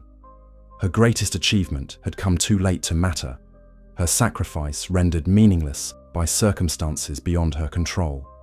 The other Cleanrot Knights who remained at the Haligtree faced their own form of slow-motion tragedy. As Malenia slept and Miquella's absence became apparent, they found themselves guardians of a dying dream. The community that had once represented hope for all those rejected by the Golden Order began to crumble around them, its founder gone and its protector unconscious. The rot within their bodies continued to progress during this time, claiming more of their humanity with each passing day, yet they maintained their posts, performing their duties even as their ability to do so diminished. Some eventually succumbed entirely to the corruption, becoming the shambling creatures that populate the lower levels of the Haligtree. Others maintained enough of their consciousness to continue serving, though at tremendous cost to their remaining dignity and comfort. The arrival of the Tarnished at the Haligtree represented both hope and horror for these devoted knights. Here was someone with the power to potentially wake their mistress from her slumber, but also someone whose very presence meant that their long vigil was finally coming to an end. The battles that the Tarnished fought against them were not conflicts between enemies, but mercy killings of warriors who had long since passed the point where death would be a relief. When Malenia finally awakened and bloomed for the second time during her battle with the Tarnished, the remaining Cleanrot Knights witnessed the final transformation of the being they had devoted their lives to protecting. Her ascension to full goddess of rot was simultaneously the fulfillment of their devotion and its ultimate corruption, as she became something that no longer needed or wanted their protection. The tragedy of the Cleanrot Knights extends beyond their individual suffering to encompass what they represented. The way that even the purest forms of loyalty and love could become tools of destruction when directed toward beings whose very nature was corrupted by cosmic forces. Their story serves as a meditation on the price of devotion and the way that noble intentions could lead to terrible outcomes when the objects of that devotion were themselves victims of forces beyond their control. Moving to examine another group caught in the wake of demigod tragedy, we find the Cuckoo Knights who served Renala during and after her abandonment by Radagon. These warriors faced a different but equally heartbreaking situation. Their queen's mind had been shattered by grief, leaving them to serve a leader who could no longer provide meaningful guidance or purpose.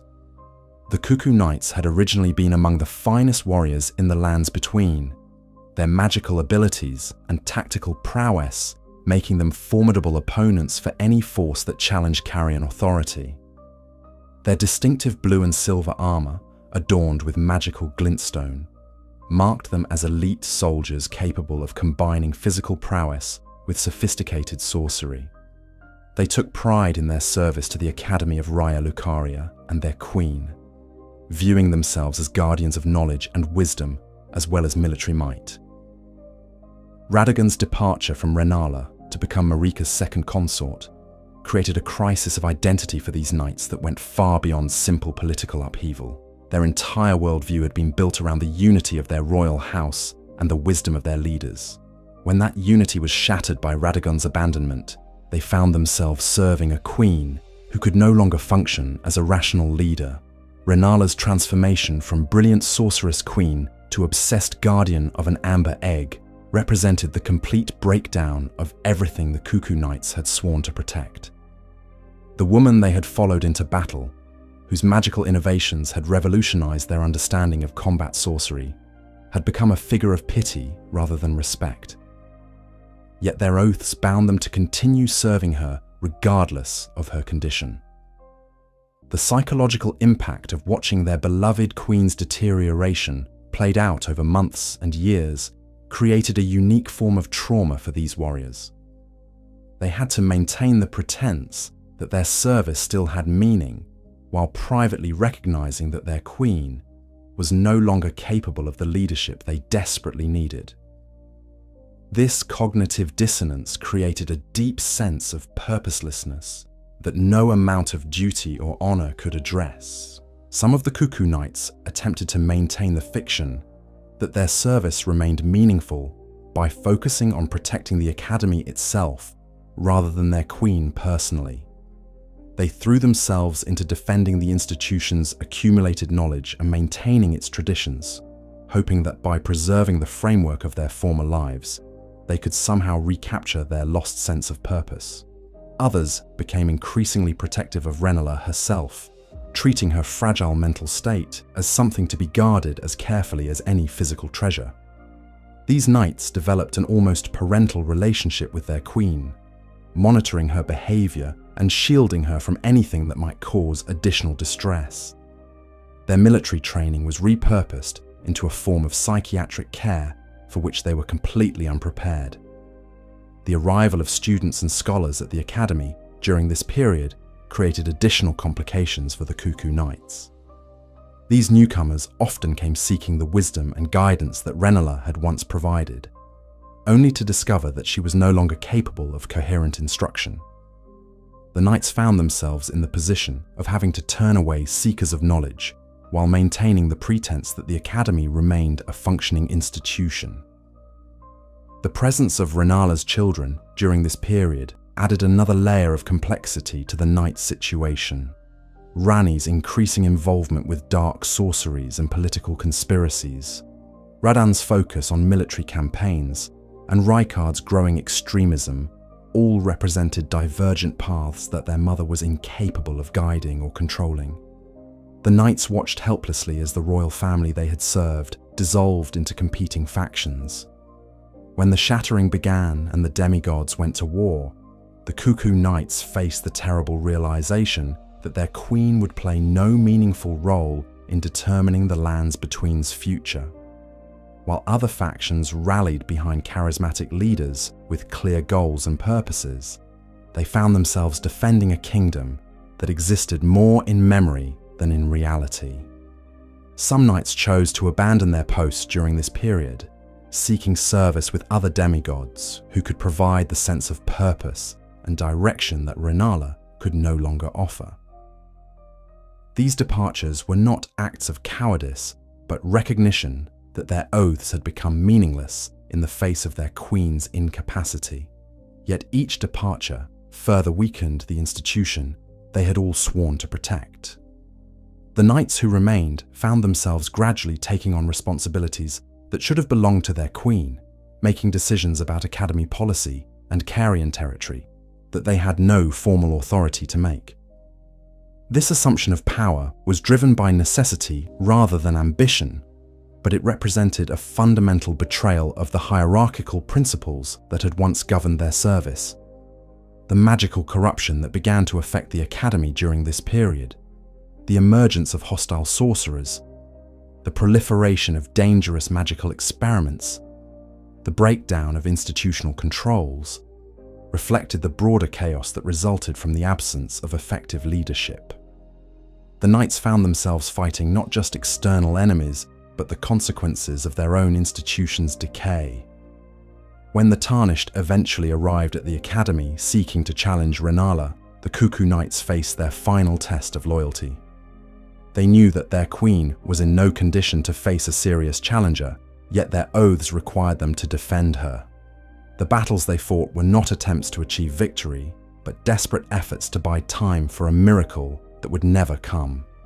Their defeat by the Tarnished represented not just a military loss, but the final collapse of a way of life that had once given their existence meaning. The institution they had devoted their lives to protecting was revealed to be a hollow shell, maintained only by their own stubborn refusal to acknowledge reality. The ultimate tragedy of the Cuckoo Knights lies in their realization that their loyalty, while admirable in its consistency, had ultimately served no constructive purpose. They had spent years of their lives protecting something that was already lost, fighting for a cause that could never be won, serving a queen who could no longer benefit from their service. Examining the followers of Mog, Lord of Blood, reveals yet another facet of how demigod tragedy rippled outward to affect countless others.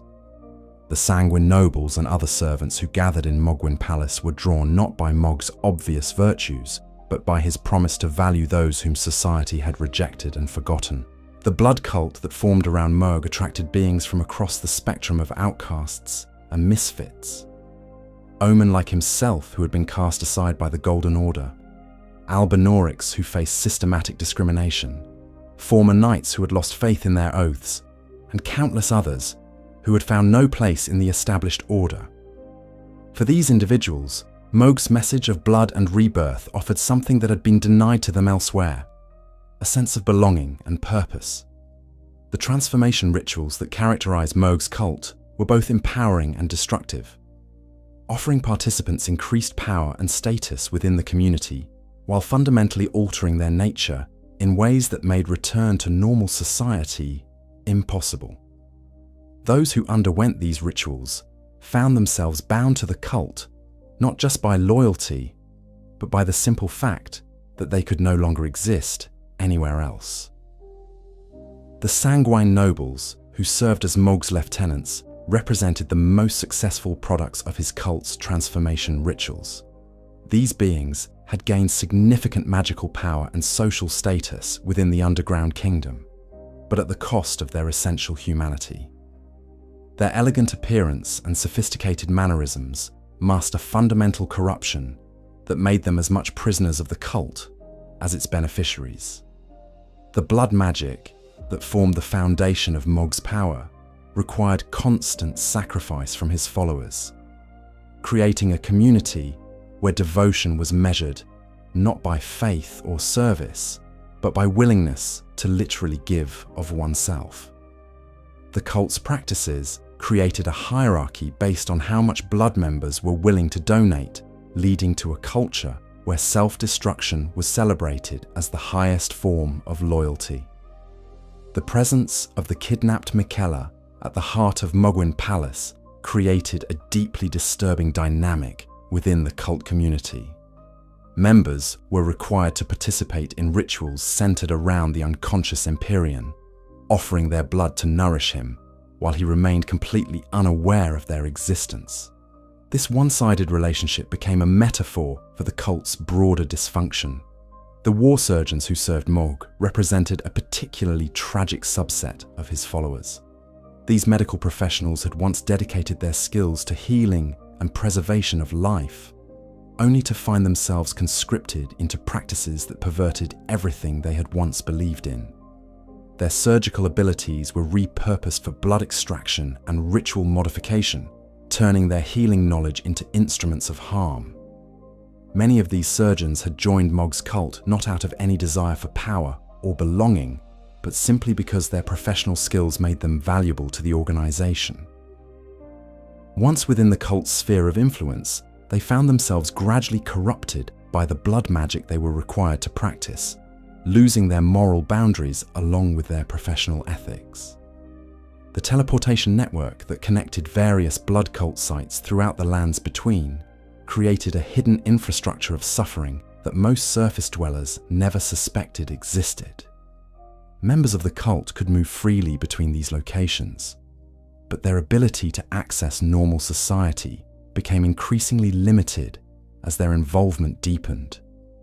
The recruitment practices employed by the blood cult were particularly insidious, targeting individuals at their most vulnerable moments and offering solutions to their problems that seemed reasonable at first, but led inexorably toward total dependence on the organization.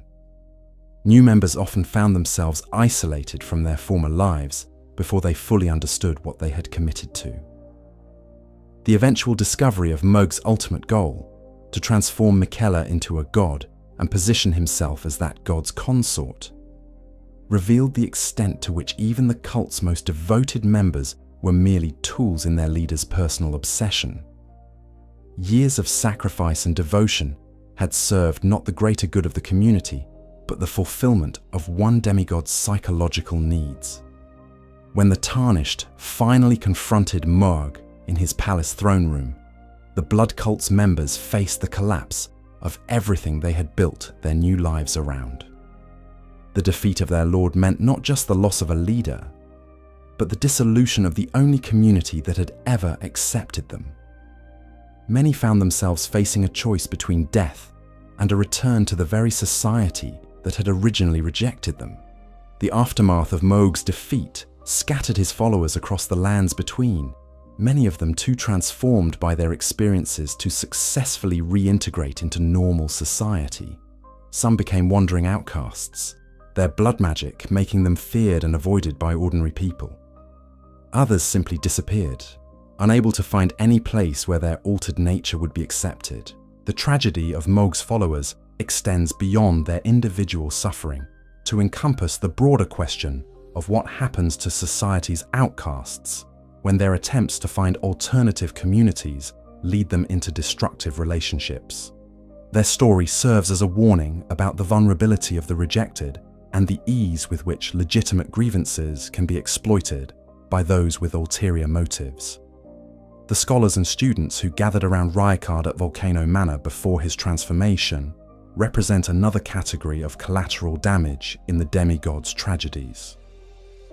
These intellectuals were drawn by genuine idealism and a sincere desire to create a more just world, only to find themselves gradually corrupted by the very methods they had hoped to use for positive change. The early days of Volcano Manor's intellectual community were marked by vibrant debates about law, justice, and the nature of legitimate authority. Brilliant minds from across the lands between gathered to discuss alternatives to the Golden Order's rigid hierarchy, producing treatises and theories that might have formed the foundation for genuine reform if circumstances had been different. The transformation of this scholarly community into a training ground for assassins and cultists represents one of the most heartbreaking aspects of Rykard's story. These individuals had joined his cause because they believed in the possibility of change through reason and knowledge, only to find themselves participants in increasingly violent and extreme actions. The process of corruption was so gradual that many participants failed to recognize it until they had passed the point of no return. Each compromise seemed reasonable in isolation, supporting this assassination because the target was genuinely corrupt, endorsing this violent action because peaceful methods had failed, embracing this forbidden knowledge because it might lead to breakthrough insights. The scholars who remained loyal to Rykard through his transformation into the god-devouring serpent faced the ultimate test of their philosophical flexibility. They had to reconcile their commitment to reason and knowledge with service to a being whose very existence defied rational explanation. Many resolved this contradiction by abandoning their former principles entirely, embracing a nihilistic worldview that celebrated destruction for its own sake. Others attempted to maintain some vestige of their former idealism by interpreting Rykard's transformation as a necessary step toward a greater good that they could not yet comprehend. These individuals created elaborate philosophical justifications for supporting the serpent god, convincing themselves that their continued service served some cosmic purpose beyond mere destruction. The physical transformation of Volcano Manor itself during this period reflected the intellectual corruption of its inhabitants. Libraries that had once housed works on law and ethics were converted to laboratories for blasphemous research. Meeting halls where scholars had once debated philosophy became chambers where prisoners were fed to the god-devouring serpent. The recruitment of new members during Rykard's serpentine phase took on an increasingly sinister character, as the manor's inhabitants learned to identify and exploit the same idealistic impulses that had originally drawn them to the community. They became predators of hope, targeting individuals whose desire for justice could be twisted into service to their monstrous lord. Tanith's role as the manor's hostess during this period represents perhaps the most tragic transformation of all. Once Rykard's genuine partner and intellectual equal, she became the primary recruiter for his cult of consumption, using her charm and intelligence to lure new victims into the serpent's coils. Her continued love for what Rykard had become demonstrated the power of emotional attachment to overcome even the most obvious moral boundaries. The knights and soldiers who served at Volcano Manor during its final phase found themselves caught between their loyalty to their original cause and their horror at what that cause had become. Many had joined Rykard's rebellion because they genuinely believed in fighting injustice, only to discover that they had become servants of something far worse than what they had originally opposed. The final assault on Volcano Manor by the Tarnished represented not just a military campaign, but a mercy killing of an intellectual community that had lost its way so completely that redemption was no longer possible. The scholars and knights who fell defending their transformed lord were not evil beings, but tragic figures whose noble intentions had been corrupted beyond recognition. Turning our attention to the broader population of the lands between, we see how the demigods' personal tragedies created waves of suffering that touched every corner of society. The common people who lived under their rule often paid prices for conflicts they barely understood, becoming casualties in wars between cosmic forces that had little relevance to their daily lives. The economic devastation caused by the shattering created famines and shortages that claimed more lives than the actual battles between demigods. Trade routes that had functioned for generations were disrupted by the constant warfare, leaving entire communities without access to essential goods. Agricultural regions were abandoned as farmers fled the fighting, leading to widespread hunger even in areas that saw no direct combat. The breakdown of central authority created a power vacuum that was filled by various local strongmen, bandits, and petty warlords who exploited the chaos for their own benefit. These figures often proved to be even more oppressive than the demigods they replaced, lacking both the power to maintain order and the divine mandate that had once legitimized centralized rule. The rise of various cults and alternative belief systems during this period reflects the population's desperate search for meaning in a world where traditional sources of authority had proven themselves unworthy of trust. The worship of outer gods, the embrace of nihilistic philosophies, and the turn toward increasingly extreme forms of religious expression all represent attempts to find spiritual stability in a reality that seemed to have lost all coherent structure. The emergence of those who live in death as a significant presence throughout the lands between created new forms of suffering that transcended the traditional boundaries between life and death. Families found themselves terrorized by the reanimated corpses of loved ones, while communities struggled to develop new burial practices that might prevent their dead from rising again. The psychological trauma inflicted on the surviving population by years of constant warfare and uncertainty created a generation marked by despair and hopelessness. Children grew up knowing only conflict, with no memory of the peace and prosperity that had once characterized the lands between. The very concept of stable government became alien to people who had lived their entire lives watching divine rulers destroy each other.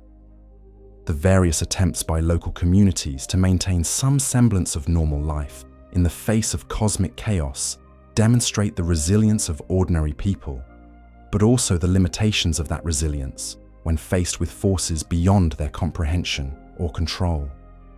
Villages that had survived for centuries were abandoned overnight when demigod conflicts made their locations untenable.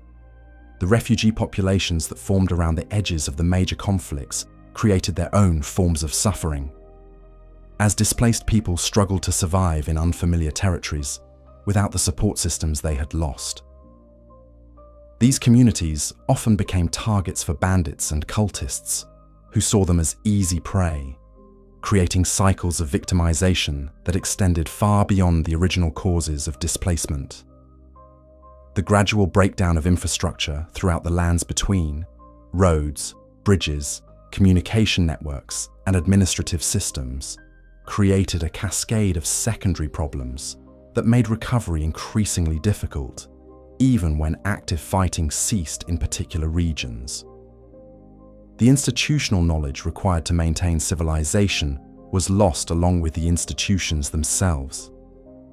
The various factions that emerged during the Shattering often recruited from among these displaced and desperate populations, offering food and protection in exchange for military service. Many ordinary people found themselves fighting in wars they didn't understand for causes they didn't believe in, simply because they had no other options for survival. And so concludes our journey through the tragic fates of Elden Ring's demigods. We've discovered how divine blood became both blessing and curse, how family bonds could be twisted into instruments of destruction, and how the very qualities that made these beings special also ensured their doom. The legacy of Godwyn, Malenia, Miquella, Ranni, Radahn, Rykard, Morgott, Mohg, Messmer, and all the others continues to shape the world they left behind, a testament to both their power and their pain. Next time on Sleep 2 RPG, we'll explore the outer gods and their influence on the lands between, examining how cosmic forces beyond mortal comprehension shape the fates we've discussed tonight.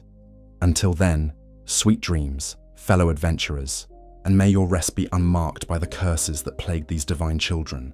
If you enjoyed this journey through Elden Ring's most tragic stories, please consider liking this video and subscribing to Sleep 2 RPG for more epic lore to help you drift off to peaceful sleep. Your support helps us continue exploring the deep mysteries of gaming's greatest worlds. The moment of Rykard's ultimate fall came when he chose to offer himself as a sacrifice to the god-devouring serpent, an ancient entity whose power came from literally consuming other divine beings. This decision was not made in a moment of madness or desperation, but was the logical conclusion of his philosophical journey. If the gods themselves were corrupt and their order fundamentally unjust, then perhaps the solution was to devour them entirely and start anew. The transformation that followed was both physical and spiritual. Rykard's human form was consumed by the serpent, but rather than dying, he merged with the creature to become something neither fully human nor fully serpent. This new being retained Rykard's memories and intelligence, but possessed the serpent's endless hunger and alien perspective on existence. The merger created a creature capable of literally devouring gods, making it perhaps the most dangerous entity in the lands between. Yet even as Rykard gained the power he had sought, he lost the very humanity that had motivated his original rebellion.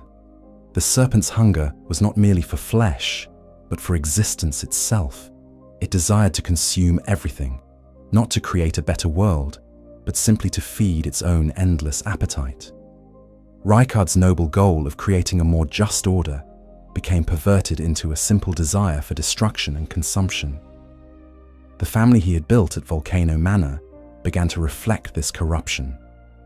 What had started as a community of idealistic rebels gradually transformed into a cult of personality centered around Rykard's monstrous new form.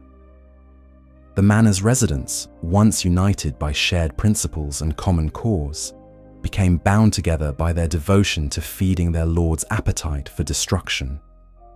The tragic irony of Rykard's fate is that he succeeded in his original goal of gaining the power to challenge the established order. But in doing so, he became something far worse than what he had sought to replace. The god-devouring serpent represented not liberation from cosmic tyranny, but the triumph of chaos over any form of meaningful existence. In trying to save the world from unjust gods, Rykard had become a threat to the very concept of order itself. His final words to those who would challenge him reveal the depth of his transformation. No longer speaking of justice or reform, he speaks only of the family that will join him in his endless feast of consumption. The idealistic praetor who had once sought to protect the innocent had become a monster whose only desire was to drag others down into his own corruption. The twin prodigies, Malenia and Miquella, represent perhaps the most heartbreaking tragedy in all of Elden Ring's lore.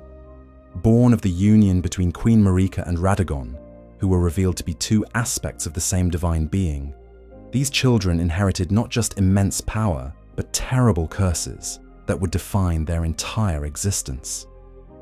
Their story is one of love, sacrifice, and the gradual corruption of the purest intentions by forces beyond their control.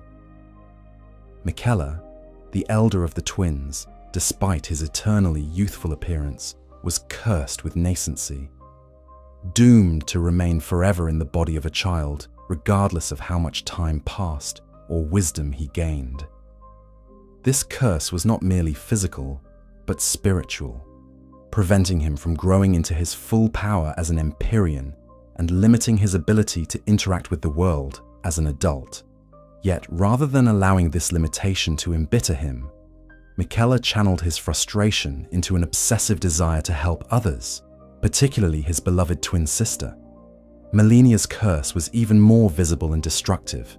From birth, she was afflicted with the scarlet rot, a cosmic plague that slowly consumed her body from within.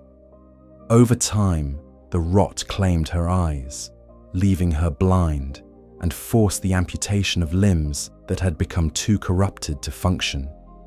These lost parts were replaced with prosthetics of unalloyed gold, Miquella's own invention designed to resist the influence of outer gods and slow the progression of her disease.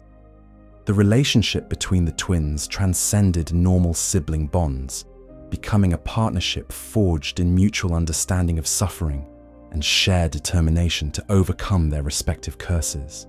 Miquella dedicated his considerable intellect and magical abilities to finding cures for both their conditions, while Malenia served as his protector and champion, wielding her sword in defense of his research and ideals. Miquella's rejection of the Golden Order fundamentalism came when he realized that its rigid doctrines offered no hope for beings like himself and his sister.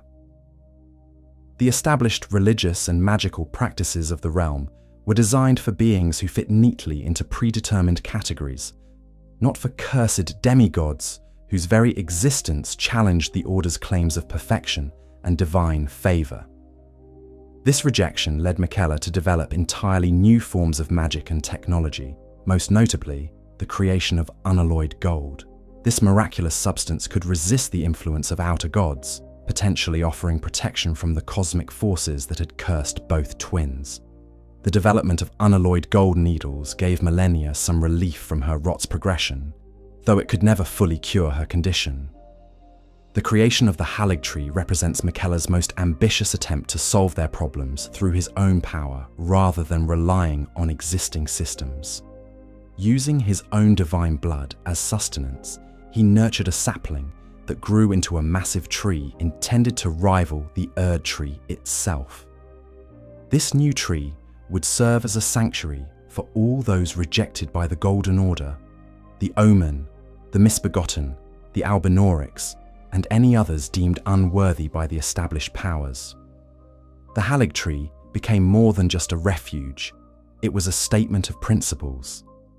Under its branches, beings were valued not for their adherence to arbitrary standards of purity, but for their inherent worth as living creatures.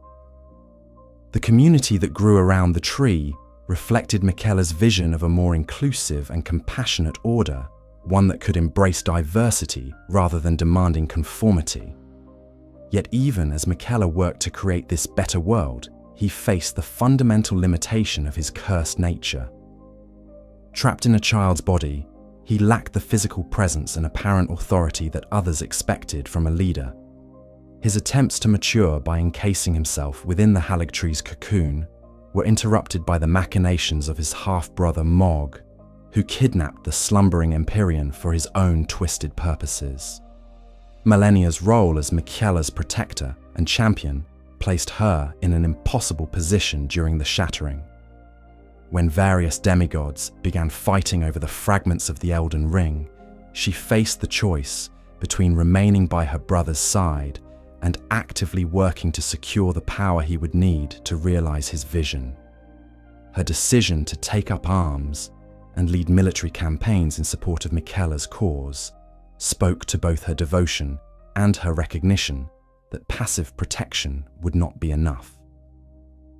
The Battle of Aeonia against Radahn represents the culmination of Malenia's internal struggle between her desire to protect others and the destructive power she carried within herself. Throughout her life, she had fought against the Scarlet Rot's influence, refusing to allow it to define her or limit her choices. Yet when faced with an opponent she could not defeat through skill alone, she made the terrible choice to unleash the very corruption she had spent her life containing. The blooming of the first Scarlet Aeonia transformed the entire region of Caelid into a rotting wasteland, demonstrating the true scope of the destruction Malenia had been holding back through sheer force of will. The sight of her home transformed into a hellscape of decay and corruption filled her with such anguish that she fell into a coma, unable to bear the weight of what she had done, even in service to her brother's noble cause. The tragedy of Malenia's situation was that her greatest act of love, her willingness to unleash her curse to protect Miquella's interests, became also her greatest failure. The corruption she spread did nothing to advance her brother's goals, while causing immense suffering to innocent people and creatures throughout Caelid. Her sacrifice achieved nothing except the destruction of countless lives and the revelation that even the most noble intentions could not redeem the use of fundamentally evil power. When Cleanrot Knight Finlay carried the comatose Malenia back to the Haligtree, it was to discover that their efforts had been for nothing. Miquella was gone, kidnapped by Mog, while his protector fought distant battles in his name. The very devotion that had driven Malenia to such extremes had prevented her from being present when her brother needed her most. Malenia's vigil at the base of the Haligtree, waiting for a brother who would never return, represents one of the most poignant images in all of gaming. Here was a warrior who had conquered armies and laid waste to entire regions, reduced to simply waiting and hoping for the return of the one person who gave her life meaning. Her faith in Miquella's eventual return never wavered, even as the Haligtree began to decay around her, and the community they had built together started to crumble. The revelation in Shadow of the Erdtree that Miquella had deliberately abandoned his love and compassion in his quest for godhood adds another layer of tragedy to their story. The brother for whom Malenia had sacrificed everything had chosen to discard the very qualities that had made their relationship special. In pursuing the power to create a better world, Miquella had made himself incapable of the love that had originally motivated his quest. This transformation means that even if Miquella were to return to the Haligtree, he would no longer be the brother Malenia remembered. The being she waited for so faithfully had ceased to exist, replaced by something that might wear his face, but could never again feel the compassion that had once driven him to help her bear her curse. From the Shadow of the Erdtree, we learn of Messmer the Impaler, another of Marika's children, whose story reveals the lengths to which a divine mother would go to hide her shame and protect her reputation. Messmer represents the demigod that the Golden Order tried to erase from history, whose very existence challenged the narrative of divine perfection that Marika sought to maintain. Born with an abyssal serpent dwelling within him, Messmer was marked from birth as something that the Golden Order could not accept or explain. The presence of this internal entity possibly connected to ancient forces that predated the current cosmic order, made him a living contradiction to the Golden Order's claims of divine purity and perfect governance. Queen Marika's response to her son's condition reveals the depths of her political pragmatism and personal callousness. Rather than seeking to understand or heal Messmer's condition, she chose to hide it, plucking out one of his eyes and replacing it with a seal of grace designed to suppress the serpent's influence. This brutal modification served not to cure her son, but merely to make his condition less visible, treating the symptom rather than addressing the underlying cause. The decision to exile Messmer to the Land of Shadow represents Marika's ultimate abandonment of maternal duty in favor of political necessity. Unable to reconcile his existence with the image she wished to project, she sent him away to wage a crusade against the Haunsant, the people who had once threatened her own rise to power. This exile served the dual purpose of removing an embarrassing reminder of imperfection while striking a blow against old enemies. Messmer's crusade in the Land of Shadow was presented as a holy war, a righteous campaign to spread the light of grace to those who dwelt in darkness. In reality, it was a war of revenge and genocide, designed to eliminate the Haunsant culture that had once persecuted Marika's people. The irony was not lost on those who participated.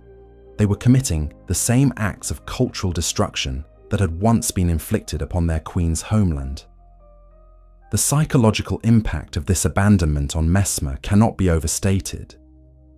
Here was a child who had already suffered the trauma of having a foreign entity dwelling within his body, subjected to painful surgical modification, and then exiled from everything he had ever known.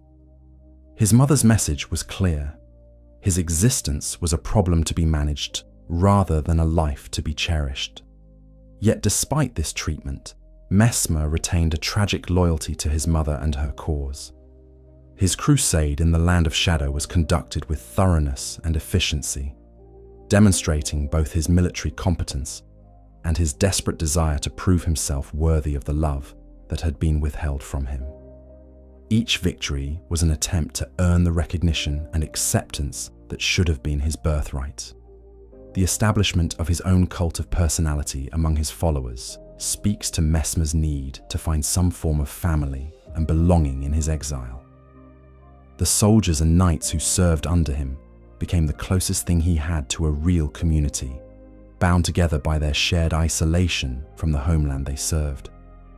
Yet even these relationships were colored by the fundamental inequality between a demigod and mortals, preventing the genuine connection he desperately needed. Messmer's continued maintenance of a statue of Marika in his chamber, the only one in the Land of Shadow that remained undefaced, reveals the depth of his enduring hope for reconciliation. Despite everything she had done to him, he continued to believe that somehow, someday, his mother might acknowledge him and welcome him home. This faith in an impossible redemption made his isolation all the more painful. The serpent within Messmer, rather than being simply a curse to be suppressed, might have represented a connection to powers and wisdom that predated the Golden Order's dominance. By forcing him to deny this aspect of his nature, Marika may have prevented him from accessing knowledge and abilities that could have benefited both him and the realm he served. The tragic irony of Messmer's story is that his very qualities, his strength, his loyalty, his willingness to bear any burden for his mother's approval, made him the perfect tool for Marika's political machinations. A son who demanded recognition and love might have caused problems. A son who desperately sought approval could be manipulated indefinitely. His ultimate fate, dying in service to a cause that his mother had already abandoned, while still believing that his sacrifice might somehow earn him the love he had always been denied, represents one of the most heartbreaking conclusions in all of Elden Ring's lore. Messmer never learned that no amount of service or sacrifice could earn what should have been freely given from the moment of his birth. As our journey through the tragic fates of the demigods draws to a close, we must reflect on the patterns that emerge from their stories. Each of these divine-blooded beings began their existence with tremendous potential for good, possessed of power and intelligence that could have transformed the lands between into a paradise of justice and prosperity. Yet in every case, that potential was corrupted or destroyed by forces largely beyond their control. The curses that plague so many of the demigods, Godwyn's spiritual death, Malenia's scarlet rot, Miquella's eternal youth, Messmer's serpent, were not punishments for personal failings, but cosmic afflictions that shaped their entire existence. These curses forced them into roles and behaviors that often contradicted their true natures, creating internal conflicts that could never be fully resolved. The political pressures of divine rule created additional burdens that mortal rulers never face. The demigods were expected to embody perfection while navigating the competing demands of outer gods, inherited obligations, and personal desires. The cosmic scale of their responsibilities made every decision a matter of potentially world-altering consequence, creating a pressure that would crush any normal being. Queen Marika's own tragic example as a mother reveals how the demands of godhood can corrupt even the most basic human relationships. Her words to her children, demanding that they become gods or lords or else face abandonment, created a competitive dynamic that poisoned any possibility of genuine family bonds. In trying to ensure her children's greatness, she guaranteed their suffering. The shattering itself can be understood as the inevitable result of placing impossible burdens on beings who, despite their divine blood, retained fundamentally human needs for love, acceptance, and meaning. When those needs went unmet, the resulting psychological damage manifested as the conflicts that tore the realm apart. Perhaps the most tragic aspect of the demigods' stories is that many of their failures stemmed from their virtues rather than their vices. Godwyn's trusting nature made him vulnerable to assassination. Malenia's devotion to her brother led her to unleash destruction. Morgoth's loyalty blinded him to the flaws in the system he served. Radan's heroism consumed him from within. The lesson embedded in these tales is not that power corrupts, though it certainly can, but that the very qualities that make someone worthy of power can also make them vulnerable to exploitation and destruction. The demigods were not undone by their weaknesses, but by their strengths, twisted into forms that served others' agendas rather than their own well-being. Their stories serve as a meditation on the nature of family, duty, and the price of divinity. They remind us that even gods can suffer, that power without love is meaningless, and that the most tragic fates often befall those who least deserve them. In the end, the demigods of Elden Ring are remembered not for their achievements, but for their pain, their struggles, and their ultimate humanity in the face of cosmic indifference. The empty thrones and ruined palaces scattered throughout the lands between stand as monuments to their suffering, reminders that even divine blood offers no protection against the fundamental cruelties of existence. Their legacy is written not in glory, but in grief, not in triumph, but in the understanding that some burdens are too heavy for any soul to bear, no matter how powerful or noble it might be. And so concludes our journey through the tragic fates of Elden Ring's demigods. We've discovered how divine blood became both blessing and curse, how family bonds could be twisted into instruments of destruction, and how the very qualities that made these beings special also ensured their doom. The legacy of Godwyn, Malenia, Miquella, Ranni, Radan, Rykard, Morgott, Mog, Messmer, and all the others continues to shape the world they left behind, a testament to both their power and their pain. Next time on Sleep 2 RPG, we'll explore the outer gods and their influence on the lands between, examining how cosmic forces beyond mortal comprehension shaped the fates we've discussed tonight. Until then, sweet dreams, fellow adventurers, and may your rest be unmarked by the curses that plagued these divine children. If you enjoyed this journey through Elden Ring's most tragic stories, please consider liking this video and subscribing to Sleep 2 RPG for more epic lore to help you drift off to peaceful sleep. Your support helps us continue exploring the deep mysteries of gaming's greatest worlds.